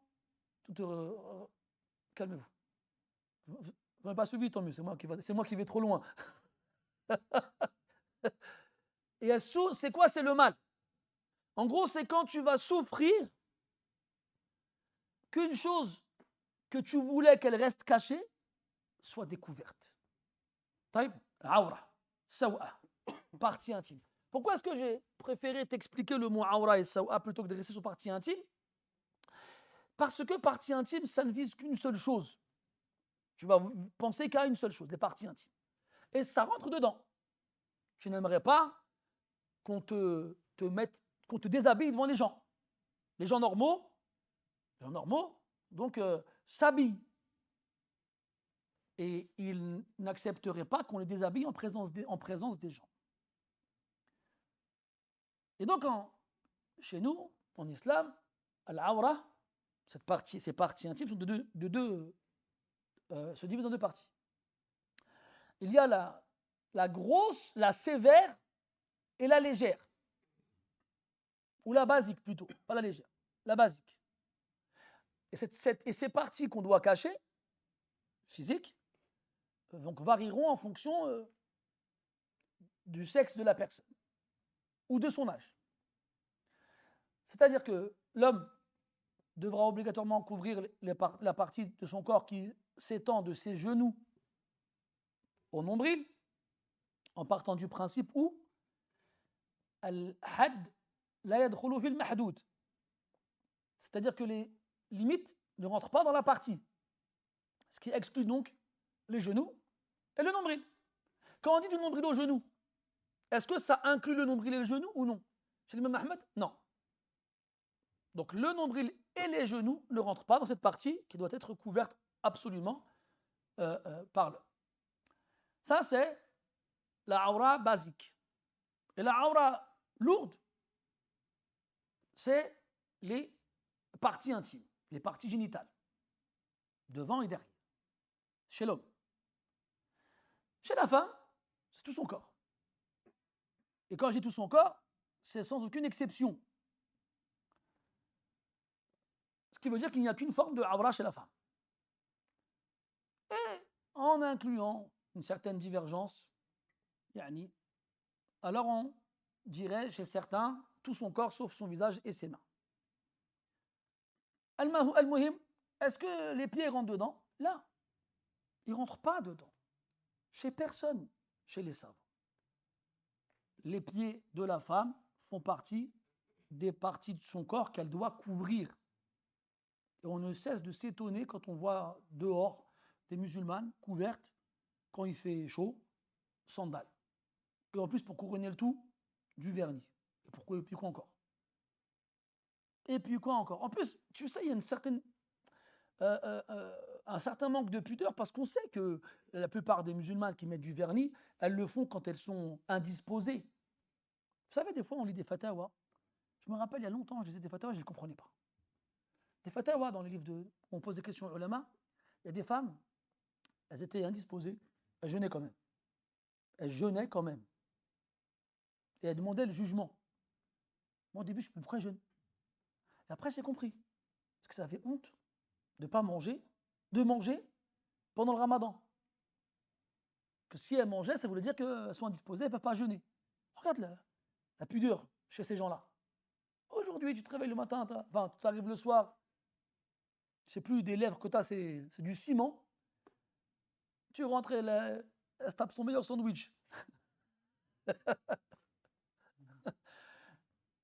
Subhanallah. Et donc, je ne sais plus pourquoi je disais ça. La pudeur? Ouais. Les pieds, barakallahu fik. Donc, elle est là avec son vernis. En plus, toi, tu ne demandes rien à personne. Tu vas à la boulangerie, tu fais la queue, et il y a des femmes devant toi, tu baisses ton regard, et là, tu vois des orteils. Et tu vois toutes les couleurs de l'arc-en-ciel sur ses orteils. Elle a mis tout, là, je vais mettre une couleur à chaque orteil, je vais me taper un délire. Qu'est-ce que tu fais? Qu'est-ce que tu fais? La hawla wa la quwwata illa billah. Et le problème, c'est qu'elle prie comme ça. Et chez la majorité des savants, la prière, elle est invalide comme ça. Comme je vous le disais tout à l'heure, il y a deux awras. La awra dans la prière et la awra dans le regard. Et chez beaucoup de savants, il n'y a pas de différence entre les deux. Et chez beaucoup de savants, il y en a une. Mais la majorité inclut les pieds dans ce que la femme doit couvrir, que ce soit dans la prière ou en dehors de la prière. Pas de différence. Abu Hanifa, rahimahullah, il a toléré à ce que la femme prie les pieds découverts quand elle est seule ou en présence d'hommes qui lui sont interdits au mariage. Son père, ses frères, ses fils, ses oncles, etc. C'est tout. Sinon, en dehors de ça, non. Elle n'a pas le droit d'avoir les pieds nus en se rendant à la mosquée ou en sortant ou en faisant quoi que ce soit d'autre. Là. Bien sûr, en présence d'hommes étrangers, bien sûr, je précise. Taï. Donc la awra. Après, on a les enfants. Les enfants qui n'ont pas encore atteint l'âge de la puberté. Là, il y a deux types, encore une fois. Il y a ceux qui ont moins de 7 ans. Eux, la awrata lahum. Ils n'ont pas d'awra. Ils n'ont pas d'awra. Et dès qu'ils atteignent l'âge du discernement, merci, tamiz, eh bien, à ce moment-là, on leur donnera la awra qui correspond à... Non, voilà, chez les garçons et les filles, c'est du nombril au genou. Et à l'âge de 9 ans, chez la fille, c'est tout le corps. C'est tout le corps. Taï. Ça, c'est pour la awra physique, en rapport avec ce qu'on doit couvrir de son corps. C'est pour ça qu'il a dit awrati, mais pas que. Il y a aussi, bien sûr, il faut que tu saches, mon frère, que plus tu es pudique, mieux c'est. Tout à l'heure, je parle des femmes, mais je m'adresse aussi aux hommes. Qu'aujourd'hui, l'ajib, vous savez, sous prétexte que monsieur il a exploité son abonnement à la salle, il faut absolument qu'il mette des trucs serrés. Même le téton, tu le vois. Ah ouais, même Al-Kinsa. Des fois, ils viennent à la mosquée comme ça, des fois. Subhanallah. Dans les conditions du vêtement qui couvre la aura, chez l'homme comme chez la femme, il ne faut pas qu'il soit dayiq. Il ne faut pas qu'il soit serré. Il ne faut pas qu'il dessine les contours du corps. Chez l'homme comme chez la femme, c'est la même chose en fait. Il ne faut pas qu'il soit transparent non plus. Il faut qu'il soit opaque. Donc tu as des gens, ils viennent, tu les vois dehors, il est comme ça, mashallah, il a un biceps comme ça, Allah yabarak, et il va faire attention à mettre le t-shirt qu'il faut avec. Et toi, quand tu n'as pas les muscles, tu mets des trucs larges. Tu mets la tente Décathlon, Quechua. Tu as mis en Quechua en haut, Artangon en bas. À la Koulihal. Les frères, faire preuve de pudeur. Tabarakallah, t'es beau, t'es musclé, mashallah. Pour l'instant, on verra dans 20 ans, parce que nous aussi, on était comme ça. On est bien, Bachir. Bachir, il est toujours comme ça, machallah. Ala kulli hal, c'est ça la pudeur. Plus tu te couvres, mieux c'est. La première faille que Iblis il a trouvée pour faire tomber Adam dans le péché, c'est le débarrasser de ses vêtements. Allah dit dans le Coran, Ya bani Adam, la yaftinannakum ash-shaytanu kama akhraja abawaykum min al-jannah, yanzi'u anhuma libasahuma liyuriyahuma sawatihima. Ne soyez pas tentés par le diable, comme il a fait sortir vos parents du paradis. Il a retiré d'eux leurs vêtements afin qu'apparaisse leur nudité. C'est la première chose. Quand le diable il se débarrasse de ta pudeur, il fait ce qu'il veut avec toi. C'est pour ça que le prophète il a dit sallallahu alayhi wa sallam, Idha lam tastahi fasna' ma shi'ta. Quand tu n'as pas de pudeur, fais ce que tu veux. C'est ce qu'on constate. Quand tu as enlevé la pudeur à quelqu'un, il n'a plus aucune limite. Il n'y a plus rien qui l'arrête. Donc la pudeur, mes frères, c'est ça en fait. Quand tu demandes à Allah de préserver sa chasteté, ou plutôt ses parties intimes, eh bien il est en train de lui demander de préserver sa pudeur. Puis on a une autre forme de partie intime. On a parlé de parties intimes concrètes. Nous on parle des parties intimes abstraites. C'est quoi? C'est les défauts. On a tous des défauts, mes frères, qu'on n'aimerait pas voir apparaître. Tous. Des fois, c'est des défauts physiques. C'est pour ça qu'on interdit aux personnes qui ne participent pas au lavage du défunt d'être présents. Et c'est pour ça que normalement, le corps entier, il est couvert. Parce qu'aujourd'hui, il y a une très mauvaise habitude qui s'est installée dans les funérailles et qui est malheureusement acceptée par les gens qui procèdent aux toilettes. C'est qu'ils laissent les gens voir le défunt, en fait. Ça nous arrive tous. Surtout quand on se marie, par exemple, on vient de se marier, c'est encore tu vois, quand tu te réveilles le matin, tu as une tête, on dirait elle est passée à la machine à laver ta tête. Et on dirait elle est froissée comme tes vêtements. Tu sais, quand tu te réveilles, tu veux être beau aux yeux de ta femme, tu vas te réveiller, elle aussi pareil. Elle va faire attention, tu vas te réveiller avant elle, tu vas dans la salle de bain, tu te laves le visage, tu te brosses les dents, tu mets un peu de parfum, après tu reviens, après elle se réveille, tu fais comme si tu vas te réveiller. Elle pareil. Normalement, si tu veux être beau aux yeux de ta femme, elle va être belle à tes yeux, fais attention à ça. Tu n'aimes pas qu'on te voit le matin. Il y a la laine du matin aussi. Hein? Tu sais, des fois, je me rappelle quand on était petit, on se disait bonjour aux parents, ma mère me disait si, tu le bouger c'est pas ta vie, tu me diras bonjour après. Donc, je fais attention. Et là, il est mort.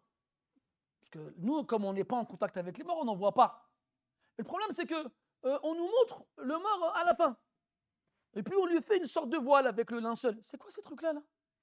Qui t'a dit que lui, il accepterait qu'on le voit ainsi? Parce que la mort, elle change les visages, mes frères. La mort, elle ne laisse pas les visages qu'on a intacts et indemnes. Elle les change, elle les touche.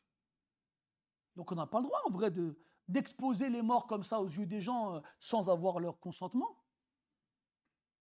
Il ne faut pas faire ces choses-là. En plus du fait que ce ne soit pas légiféré, contraire au principe de la pudeur et du respect de l'intimité du défunt, c'est une innovation.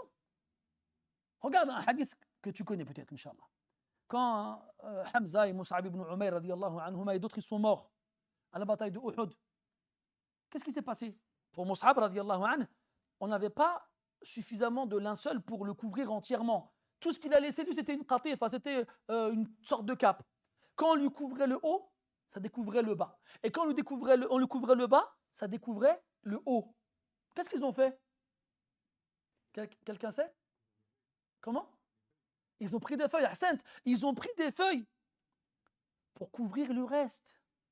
C'était pas grave, ils auraient juste couvert le principal et puis intahal amr. Mais non, ils ont pris des feuilles. Ce qui prouve que tu le laisses pas découvert comme ça. Le seul à qui tu ne couvres pas la tête, c'est celui qui meurt en ihram. Il y a un hadith, il est connu. Pendant le hajj du prophète sallallahu alayhi wa sallam, il y a un homme, il s'est fait écraser par sa chamelle. Le prophète dit quoi? كفنوه في ثوبيه ولا تخمروا رأسه ولا تمسوه طيبا فإنه يبعث يوم القيامة ملبيا Il a dit, couvrez-le dans ses vêtements, dans lesquels il est mort en tant que muhrim, en tant que pèlerin, et ne lui couvrez pas la tête. Pourquoi? Ouais. Mais encore, plus que ça, mieux que ça. C'est ça, mais reformulé différemment. Là, Ayoub. أي نعم من محظورات الإحرام. Oui, mais je sais que c'était ça, mais tu ne l'as pas bien formulé. Moi, je t'ai compris, mais pas forcément les autres. Parce que parmi les actions interdites du pèlerin, de se couvrir la tête. Donc, pourquoi tu l'as précisé? Ne couvrez pas sa tête. Ce qui veut dire que, en dehors de lui, je veux dire en dehors de ce cas-là, qu'est-ce qu'on fait? On le couvre la tête. Et on le couvre entièrement. Maintenant, il le faisait aux hommes. Maintenant, il le fait même aux femmes. Maintenant, il le fait même aux femmes. Il laisse le visage découvert. Et oh, c'est quoi la prochaine étape en fait? Tu veux savoir ce qu'est la prochaine étape? Ils achètent des cercueils avec des fenêtres. Comme ça, au bled, ils peuvent le voir encore. Vous êtes sérieux? Je ne sais pas combien de temps il est resté dans le frigo. Plus le voyage. Et vous voulez vraiment que les gens le voient? Mais vous ne respectez pas cet homme ou cette femme qui sont morts? Voilà, mes frères, faites attention avec vos défunts. Parce qu'il est possible que ils vous demandent des droits de la résurrection pour ce traitement que vous leur faites subir. Je ne dis pas ça à vous, mais je dis ça à celui à qui cette parole arrivera. Et donc, l'aura aussi, la aura du mort, elle doit être préservée. D'ailleurs, le prophète a dit, celui qui voit une chose d'un mort, dis rien. Dis rien. Parce que toi, tu vas le manipuler, tu vas le bouger. Peut-être voir, je ne sais pas moi, des verrues, ou bien des cicatrices, ou bien des défauts physiques, des taches de naissance, des choses de genre-là, tu dis rien à personne. Dans le hadith, man satara akhahu, ou man satara min akhihi shay'an, ou shay min hadha al-qabil, satarahu Allah fi dunya wal akhirah. Et celui qui va cacher de son frère une chose qu'il a vue, Allah il cachera aux gens de la résurrection ses péchés et le mal qu'il a fait. Et then, quand tu dis ustura awrati, ça englobe tout ça. Ça inclut tout ça. Et souviens-toi que plus tu es pudique, mieux c'est. Que tu sois un homme ou une femme. Et rentre dans la pudeur, mes chers frères, chez les musulmans depuis longtemps, chez les hommes, le fait de se couvrir la tête, qui a toujours été considéré comme un manque de pudeur. De ne pas se couvrir la tête. Et c'est pas parce qu'aujourd'hui c'est plus à la mode que ça change. Abdullah ibn Umar radiallahu anhu, il a vu un homme en train de prier chez lui, dans son jardin, dans sa cour. Hasil al-ra's, la tête découverte. Il a attendu qu'il finisse de prier, il lui a dit Atusalli amam an-nas hasil al-ra's. Est-ce que tu pries devant les gens la tête découverte? Qala la. Il a dit non. Qala fallahu ahaqu an tastahiyya minhu. Et Allah il mérite plus que tu aies de la pudeur envers lui. Ils disent qu'Abu Bakr radiallahu anhu, il se couvrait la tête quand il allait aux toilettes. Il n'y allait même pas la tête découverte. Et qu'on n'a jamais vu le prophète alayhi salatu wa tête découverte si ce n'était quand il était en ihram, c'est tout. Jamais. Et donc, en parlant de pudeur et du fait de se couvrir, qu'est-ce qu'on doit dire alors à nos chères sœurs, ces musulmanes aujourd'hui qui attendent d'être prêtes pour se couvrir, ou bien attendent d'être convaincus pour se couvrir? Et il n'est pas impossible que ces femmes fassent ce dua tous les jours, tous les matins et tous les soirs. Tous les matins, tous les soirs, elles répètent Allahumma astur awrati. Et puis elles sortent sans se couvrir. Après, tu as vu, il y a deux formes de femmes qui sortent sans se couvrir. Je parle des musulmanes. Il y a celle qui sort sans se couvrir, mais qui ne va pas en rajouter. Tu vois, elle ne va pas se faire un brushing à rien. Bon, déjà, elle ne s'est pas couverte, c'est un problème. Mais au moins, elle n'a pas rajouté. Puis tu as l'autre. Tu as l'autre qui, avant de sortir, elle se réveille 2 heures avant tout le monde. Brushing. Bon, brushing, c'est démodé, brushing. C'est pour les années 70. Maintenant, c'est lisseur. Parce que pareil, il y a même des frères qui ont des lisseurs. Parce que je le vaux bien. Parce que je vaux rien, ouais. Bref, et le lisseur, le maquillage, le parfum. Elle sort. Oh, qu'est-ce que tu fais où là? Déjà, tu désobéis à Allah en sortant découverte et tu rajoutes en t'embellissant comme ça. C'est quoi ton but? Alors que dans le hadith, il dit quoi essentiellement par des femmes? وَلْيَخْرُجْنَ تَفِلَاتٍ. Tafilat. Ils disent qu'elles sortent, les femmes, qu'elles sortent couvertes, hein, qu'elles sortent tafilat. Vous savez ce qu'est tafilat? C'est avec l'odeur de la sueur. Avec l'odeur de la sueur. Parce que le but, c'est pas qu'on sente ton odeur et qu'on. Le but, c'est qu'on sent ton odeur et tu pars dans la direction opposée. Ça veut dire quoi? Laissez-moi tranquille, ça veut dire. Parce que si les femmes faisaient ça, tu crois vraiment que à la gare du Nord, il y a un mec qui va lui faire t'es belle comme un hirondelle. Il ne va pas lui dire t'es belle, il ne va rien lui dire du tout. Il va dire Allah yarda alayk اختي هاكي واحد الشويه صابون سيدي. Il va pas lui parler. Elle est là, elle se brushing, elle se maquille, elle se parfume. Après, elle se plaint pourquoi on l'arrête à chaque centimètre. عيا الحاج مسكين عيا. Bref. Imagine-toi, cette sœur-là, c'est une musulmane, qui se prépare le matin avant de sortir, comme ça. Il est possible que pendant qu'elle qu'elle se lisse les cheveux, elle va dire Allahumma inni as'aluka al-afiyata fi dunya wal akhirah. Allahumma inni as'aluka al-afwa wal afiyata fi dini wa dunya wa ahli wa mali. Allahumma astur awrati. C'est possible. Moi, j'en suis sûr que il y en a des comme ça. Et à la fin, wa amir rawati. Oh. Et après, tu sors après. Il y a un problème là. Là, il y a un problème, il y a vraiment un problème. Il y a un énorme problème. Donc, si jamais ces paroles elles arrivent dans les oreilles d'une musulmane qui est concernée par cette description, yaourti, si tu demandes à Allah de préserver toute ta pudeur et ton apparence et ainsi de suite, et tu te rends compte en fait qu'il ne l'a pas fait, dis-toi que le reste aussi, il ne va pas le faire. Quand je lui demande al-afwa wal-afiyata ila akhiri, il va te donner de tout ça. Parce que tu n'as pas rempli les conditions, en fait. Tu n'as pas rempli les conditions. Les frères, il faut qu'on fasse très très attention.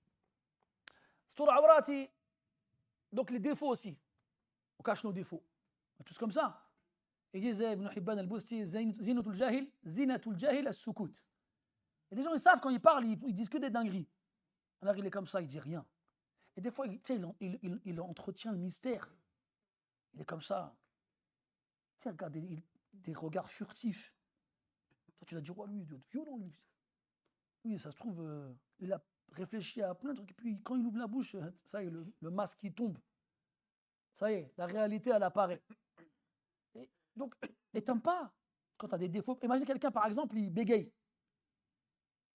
Il va éviter de parler. Et si jamais il doit parler, il donnera des réponses brèves. Il ne va pas s'étaler dans un long discours. Parce qu'il sait qu'il a un défaut, il ne veut pas que ça se sache.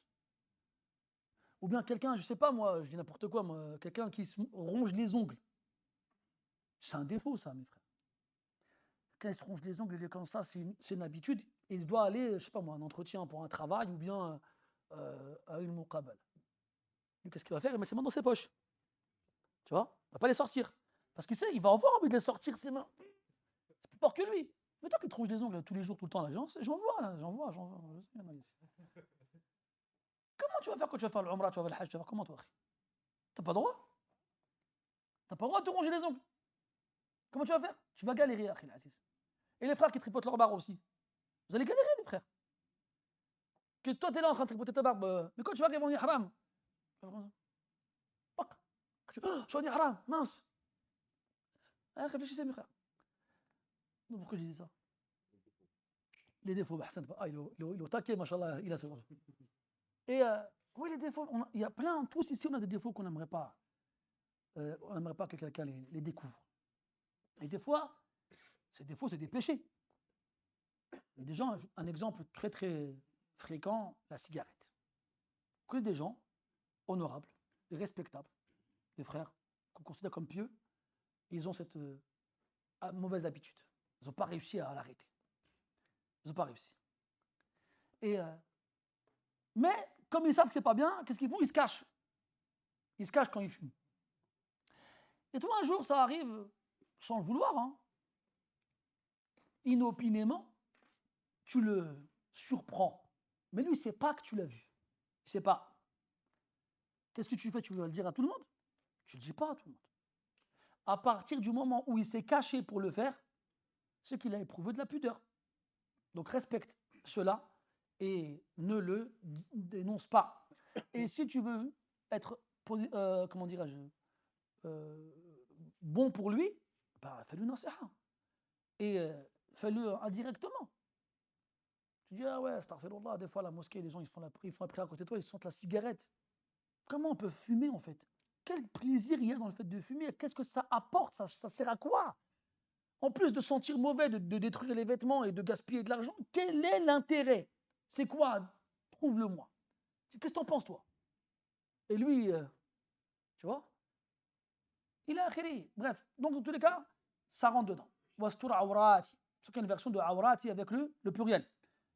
Après, il a dit wa amin rawati. Amin, yani, mets-moi fi amn. Tfadal akhi. En sécurité. Ça veut dire éloigne de moi toute chose qui me mettrait dans l'insécurité. Mais quoi?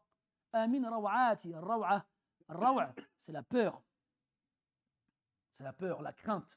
Ce qui te fait peur, ce qui te terrorise. Comme dans le verset,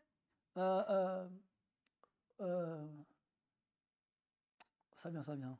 À moins que quelqu'un l'ait, ça vient.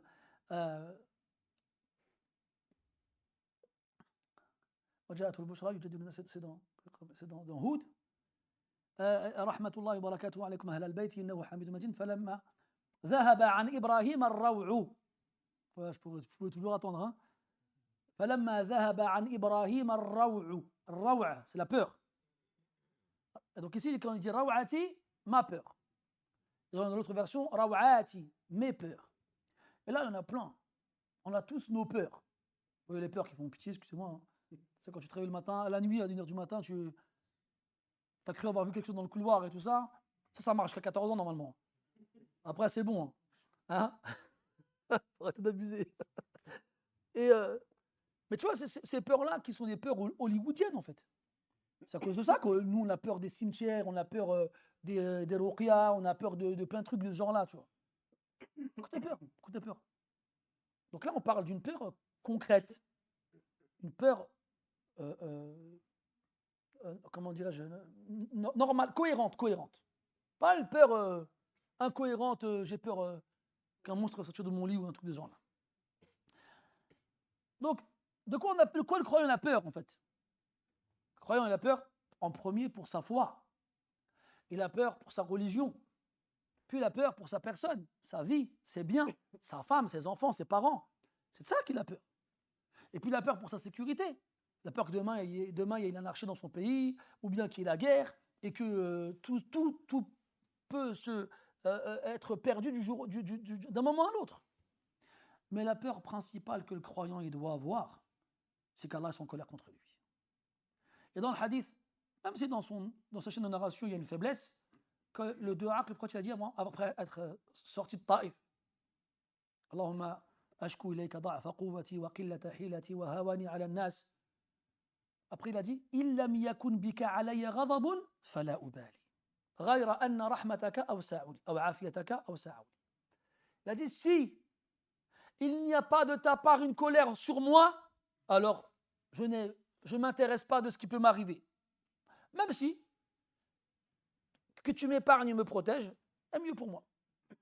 En gros, ce qui doit faire le plus peur aux croyants, c'est qu'Allah Ta'ala est en colère contre lui. C'est qu'Allah Ta'ala, il le maudisse, il ne le sait même pas. C'est qu'Allah Ta'ala, il lui renvoie les actions qu'il accomplit jour après jour au visage.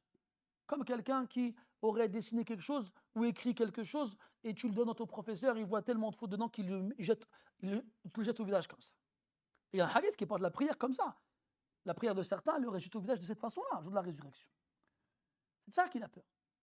Ce qu'il a peur, c'est d'arriver au jour de la résurrection et qu'Allah ne veuille pas le voir, qu'Allah ne veuille pas lui adresser la parole et qu'il reçoive son livre dans sa main gauche et que ses actions, ses bonnes actions soient légères par rapport aux mauvaises, et que lorsqu'il traversera le pont, il tombe dans les gouffres de l'enfer. C'est de ça qu'il doit avoir peur. Avoir peur d'Allah, tabaraka wa ta'ala. Avoir peur de sa colère et de sa malédiction et de sa punition. Mais est-ce qu'on a vraiment peur de ça? Est-ce qu'on n'a pas plutôt peur d'autres choses qui sont basiques et banales et secondaires ou tertiaires ou même, je ne sais pas quel genre d'adjectif on peut utiliser pour aller plus loin. Donc, tout ça pour dire que quand on dit Amir Rawati, parce que le croyant, même s'il est pieux, même s'il est vertueux, il ne se sent jamais en sécurité de la colère d'Allah Ta'ala, de son châtiment. Allah l'a dit dans le Coran وَالَّذِينَ هُمْ مِنْ عَذَابِ رَبِّهِمْ مُشْفِقُونَ إِنَّ عَذَابَ رَبِّهِمْ غَيْرُ مَأْمُونَ. Et ceux qui sont terrorisés face au châtiment de leur Seigneur, à l'idée d'être châtiés par leur Seigneur. Après il dit إِنَّ عَذَابَ رَبِّكَ غَيْرُ مَأْمُونَ. On ne peut pas être à l'abri du châtiment de ton Seigneur, on ne peut pas. On ne peut pas. Et Inna adhaba rabbika ghayru ma'mun.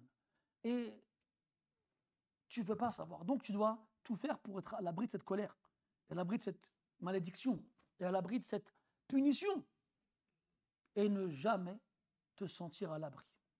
Ne jamais te dire, c'est bon. Tu peux, c'est bon, moi j'ai rien à craindre. Là. C'est votre Omar tout à l'heure ce qu'il disait. Il y avait un pied dans le paradis, un autre à l'extérieur, je ne me sentirais pas à l'abri de la ruse d'Allah Azza wa Jal. Tu ne sais pas comment tu vas finir. Et parmi la peur du croyant aussi, c'est que sa descendance soit égarée après lui. Et on le voit dans le Coran, comment les prophètes ils avaient peur pour leur descendance. Regarde Nuh, alayhi salam, alors qu'il a vu son fils se faire engloutir par les flots devant ses yeux. Regarde Ibrahim, alayhi salam, comment il a insisté dans les du'as. Regarde le prophète, alayhi salatu wassalam, comment il faisait du'a pour ses enfants et ses petits-enfants. Regarde, et prends exemple sur eux. وآمن روعاتي واحفظني من بين يدي ومن خلفي وعن يميني وعن شمالي ومن فوقي il a dit عن يساري وأعوذ بك أن أغتال من تحتي. On la garde pour la prochaine fois ou là? Parce que je suis fatigué moi aussi. J'ai les yeux qui piquent. Qu'est-ce que tu en penses الحاج؟ نروحوا نتعشى ولا نجلسوا شويه مازال؟ مين؟ Bon, rapidement. واحفظني, protège-moi. من بين يدي, devant moi. ومن خلفي, derrière moi. وعن يميني, à ma droite. وعن يساري, à ma gauche. Dans l'autre version, وعن شمالي, à ma gauche, c'est pareil. يسار والشمال. ومن فوقي, et en haut. وأعوذ بك أن أغتال من تحتي, et en bas. Donc ici dans le jihad ou as-sit, les 6 directions, devant, derrière, à droite, à gauche, en haut, en bas. On se rappelle du verset où Iblis il dit quoi? ثم لآتينهم من بين أيديهم ومن خلفهم وعن أيمانهم وعن شمائلهم ولا تجد أكثرهم شاكرين. Iblis il a dit qu'il allait de toutes parts s'attaquer à nous, devant, derrière, à droite, à gauche. Ibn al-Qayyim rahimahullah il a fait une très belle métaphore à ce sujet-là. Il a dit Anta ya ibn Adam karajulin yahmilu lahma. Tu es comme, ô toi fils d'Adam, un homme qui a sur lui de la viande. Wa yatufu hawlahu kalbun ja'i'. Et il a un chien affamé qui tourne autour de lui. Le chien affamé, c'est qui? C'est le shaitan. Cette viande, c'est quoi? C'est ton din. C'est ta religion. Parce que le shaitan, s'il va tourner à droite, à gauche, pourquoi? C'est pour que tu ailles en enfer. Et la seule chose qui te préserve de l'enfer, c'est quoi? C'est ton din. Donc s'il arrive à avoir ton din, il aura eu ce qu'il veut. Donc, il va aller dans tous les sens. Et donc, tu demandes à Allah de te protéger dans tous les sens. Et Allah Ta'ala t'a envoyé des anges pour te protéger. Allah dit dans le Coran وَهُوَ الْقَاهِرُ فَوْقَ عِبَادِهِ وَيُرْسِلُ عَلَيْكُمْ حَفَظَةً. Il vous envoie des hafadah, des protecteurs. Et dans le verset Allah Ta'ala dit لَهُ مُعَقِّبَاتٌ مِّن بَيْنِ يَدَيْهِ وَمِنْ خَلْفِهِ يَحْفَظُونَهُ مِنْ أَمْرِ اللَّهِ. Mu'aqibat, des anges qui se succèdent. Tu en as 2 qui écrivent tes actions. Un dans ta gauche, tu en as un devant, tu en as un derrière. Tu as tout le temps avec toi 4 anges. Et ils se succèdent à chaque lever du jour et à chaque coucher du soleil. Ils le protègent par l'ordre d'Allah Azza wa Jal. Ils disent إذا جاء القدر, c'est Mujahid dit ça, rahmallah. إذا جاء القدر خلوا عنه. Quand, par contre, si la destinée elle arrive, il laisse la destinée s'exécuter. Toi, tu n'es même pas conscient, en fait, du nombre de dangers, de catastrophes dont tu es protégé par les anges auxquels tu échappes. Tu n'es pas conscient. Et quand arrive quelque chose, c'est que c'était écrit. Et les anges ne peuvent pas s'interposer entre toi et ce qui est écrit. Et avec ça, et tu vois, ça te montre aussi qu'Allah tabaraka wa ta'ala ne va pas laisser le diable faire ce qu'il veut. Non. Chaque fois que le diable il va faire une chose, Allah ta'ala le protégera d'une façon qui lui est parallèle. Et toi, avec ça, tu demandes à Allah de te protéger. Parce que le mal peut t'arriver de partout. Tu ne sais pas. D'en haut, d'en bas, à droite, à gauche, il a créé. Mais il a précisé وَأَعُوذُ بِكَ أَنْ أُغْتَالَ مِنْ تَحْتِي أَنْ أُغْتَالَ أَنْ أُتَّخَذَ غَيْلَةً أي بغتة وعن غفلة. أن أغتال, c'est d'être frappé subitement, alors qu'on est insouciant, sans s'en rendre compte. Je regardais, la dernière fois, j'ai regardé un reportage sur les astéroïdes et les comètes. Et normalement, quand tu as des astéroïdes qui pénètrent dans l'atmosphère terrestre, généralement, ils sont dissous dans l'atmosphère. Et ils finissent en poussière. C'est rare qu'on ait quelque chose de gros qui tombe quelque part. Et si ça arrive, ça tombe généralement dans l'océan ou dans des endroits inhabités. Ils ont dit qu'une seule fois, dans ce qui a été enregistré, c'est tombé dans une maison. Il y a une femme, toute seule, dans son salon. Elle était là. Elle s'est levée pour prendre un verre de café. Et elle s'est pris une astéroïde sur la tête comme ça. Elle a perforé son plafond et elle se l'est pris en pleine tête. Elle n'est pas morte. Elle n'est pas morte, elle a été à l'hôpital et puis elle s'est fait soigner, elle n'est pas morte. C'est le seul cas qui a été répertorié. T'imagines, c'est nana. Elle est chez elle. Les portes et les fenêtres fermées. Toute seule. Pas un animal ou un bandit ou quoi que ce soit d'autre. Elle s'est pris une pierre qui vient de l'espace. En pleine tête. Subhanallah. Tout ça pour dire que tu ne sais pas ça vient d'où. Mais il a précisé an urtala min tahti, il a spécifié en bas. Quand il parle d'être attrapé, d'être frappé subitement et dans l'insouciance. Parce qu'en général, la plupart des accidents qui arrivent à l'être humain, ça vient d'en bas. Un trou, un glissement de terrain, khasf. C'est Waqi' ibn Jarrah, un des rapporteurs du hadith chez Abu Daoud, il a dit yani al-khasf. Al-khasf, c'est quoi? C'est quand tu te fais engloutir par la terre. Quand la terre, elle comment dirais-je, elle part. On a dit elle se fend, bref, tu es englouti par la terre. Un glissement de terre. Je fais mal, je t'ai pas trop voir tout à l'heure. et al-khasf. Et dans le Coran, Allah nous parle de al-khasf. De façon générale et de façon particulière. De façon générale, il nous dit que c'est une punition. Il dit subhanahu wa ta'ala فَكُلًّا أَخَذْنَا بِذَنْبِهِ فمنهم من أرسلنا عليه فمنهم من أخذته الصيحة ومنهم من أرسلنا عليه حاصبا ومنهم من خسفنا به الأرض ومنهم من أغرقنا خسفنا به الأرض يعني on l'a fait disparaître dans la terre. Ça c'est une punition qu'Allah il évoque dans le Coran. Et il précise dans un autre passage quelqu'un qui s'est fait avaler par la terre. C'est qui? Qarun, ahsantum. فخسفنا به وبداره الأرض. Et dans un hadith, il dit sallallahu alayhi wa sallam qu'à la fin des temps, il y aura beaucoup plus de khasf qu'il y en avait au départ. Et parmi les formes de danger qui nous arrivent d'en bas, les tremblements de terre. Vous savez comment en quelques secondes, il y a des centaines, il y a des milliers de morts. Et le khasf, في الأرض بمنزلة الغرق في الماء. الغرق في الماء. Les glissements de terrain sur terre sont au même statut que les noyades dans l'eau. Et d'ailleurs, ça rentre dedans aussi. Al-Muhim, tout ça pour préciser que tout ça, c'est le halak. C'est mourir en étant aspiré par la terre, ou en étant pris dans un tremblement de terre, ou en étant, en tombant dans un trou. Même des fois, tu as beau faire attention, tu fais attention où tu mets les pieds, et il y a un trou devant toi, tu tombes dedans et puis tu meurs. Tu t'en es pas rendu compte. Qu'est-ce qu'on doit dire alors de ces gens-là qui mettent des combinaisons et des parachutes et qui se jettent dans le vide parce que c'est fun? Ouais. Ils boivent du Red Bull, après ils sautent. Après ils sautent. Subhanallah. Après, à la fin, t'entends quoi? Ah, Meskin, son parachute, il s'est pas ouvert. Wesh, dek. Qui t'a dit le parachute? Bah, qui? Mouhim. Voilà ce qu'on peut sortir de ce dua en demandant à Allah Ta'ala de nous accorder ce qu'il y a de mieux dans ce dua et dans tout ce qu'on a vu jusqu'à présent. نسأل الله تبارك وتعالى التوفيق والسداد سبحانك اللهم وبحمدك نشهد أن لا إله إلا أنت نستغفرك ونتوب إليك صلى الله على نبينا محمد وعلى آله وصحبه وسلم والحمد لله رب العالمين وبارك الله فيكم